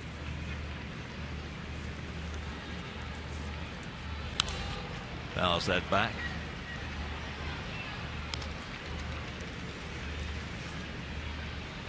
That philosophy probably won't mean a lot to veteran players, knowing we're as far out as we are. But I think what Robin has to instill in his younger players is that's the way you play when you're on a contending team. Those are the things you think about when your team is knocking at the door, ready to win. And he's got a lot of young players that have a very good chance of being in that dugout when this team is ready to win. He gone. One out. Well, it's a conundrum because of the fact, as we said earlier, when you're 40 and 69 here on August 5th, it's the first time I've ever been with a club, first of all, who's been that much below 500, okay, in my whole broadcasting career in 38 years. Well, you've been really lucky. Yeah, exactly. But usually when you're with the club is going bad, you say, okay, the manager's not doing his job, the coaching staff's not doing that. That is not the case. So that is the enigma of this scenario. Well, you still have to go out there, and I think Paul talked about it after the ball game, and he said, look, there's not one guy in this locker room that's happy losing every day or not concerned about losing every day. He said, but we can't do anything about what happened today. We have to go out tomorrow just as if this streak never existed and go out and win a ball game. And everybody has to be pulling in the same direction. Well, you better bet your sweet Bippy that Robin is managing every game to try to win it. Coaching staff, they have worked their behinds off. They have done their job. The players just have not performed.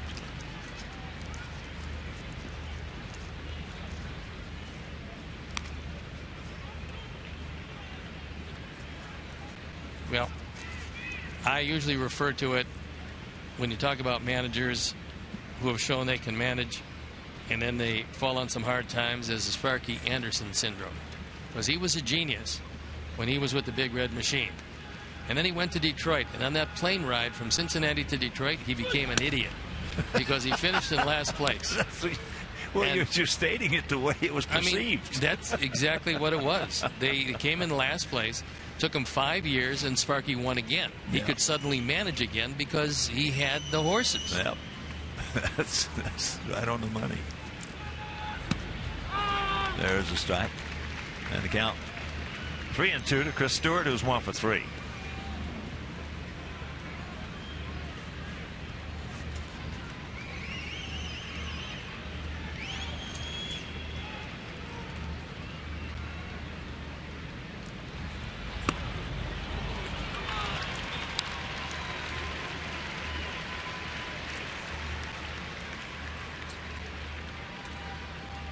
So that'll bring up Gardner. He's 1 for 3 with a sacrifice fly.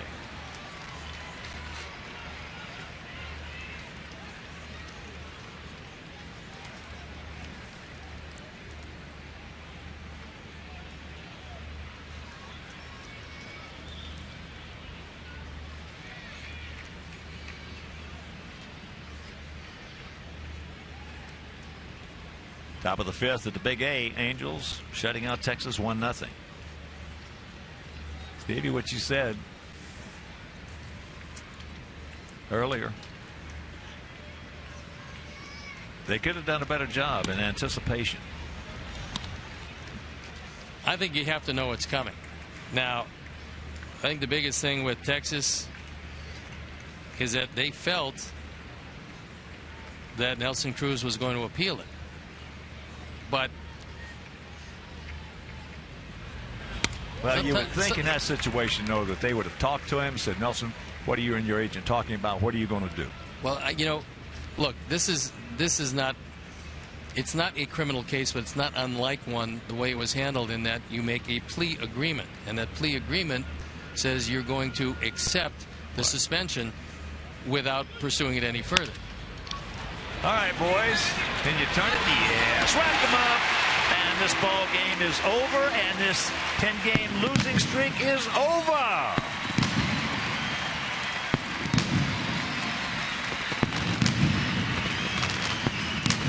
Terrific job by Quintana. I thought he was absolutely terrific tonight. He did exactly what needed to be done, and the offense came early and often for the first time in one of his starts in a long time, and the ball club breathing a huge sigh of relief that the losing streak is over. It was a well-played game, and maybe we can see a little more of that tomorrow night. And our GMC player of the game, it is our 24-year-old southpaw, Jose Quintana. He is now 6-3. Another outstanding effort from Quintana. So for my partner Steve Stone, our director Jim Angio, our producer Mike Leary, our associate producer Dave Ross, our technical manager Mark Harper, and the executive producer Jim Corno Jr. for the mayor, Mean Joe Groove, and also Dave Chella, Joe Paulsback, Frank Leone, Doug Bullard and sound. This is the Hawk. So long, everybody. Coming up next, the Orland Park Nissan postgame show with Chuck and Bill. You've been watching Chicago White Sox baseball on Comcast Sports. Yeah.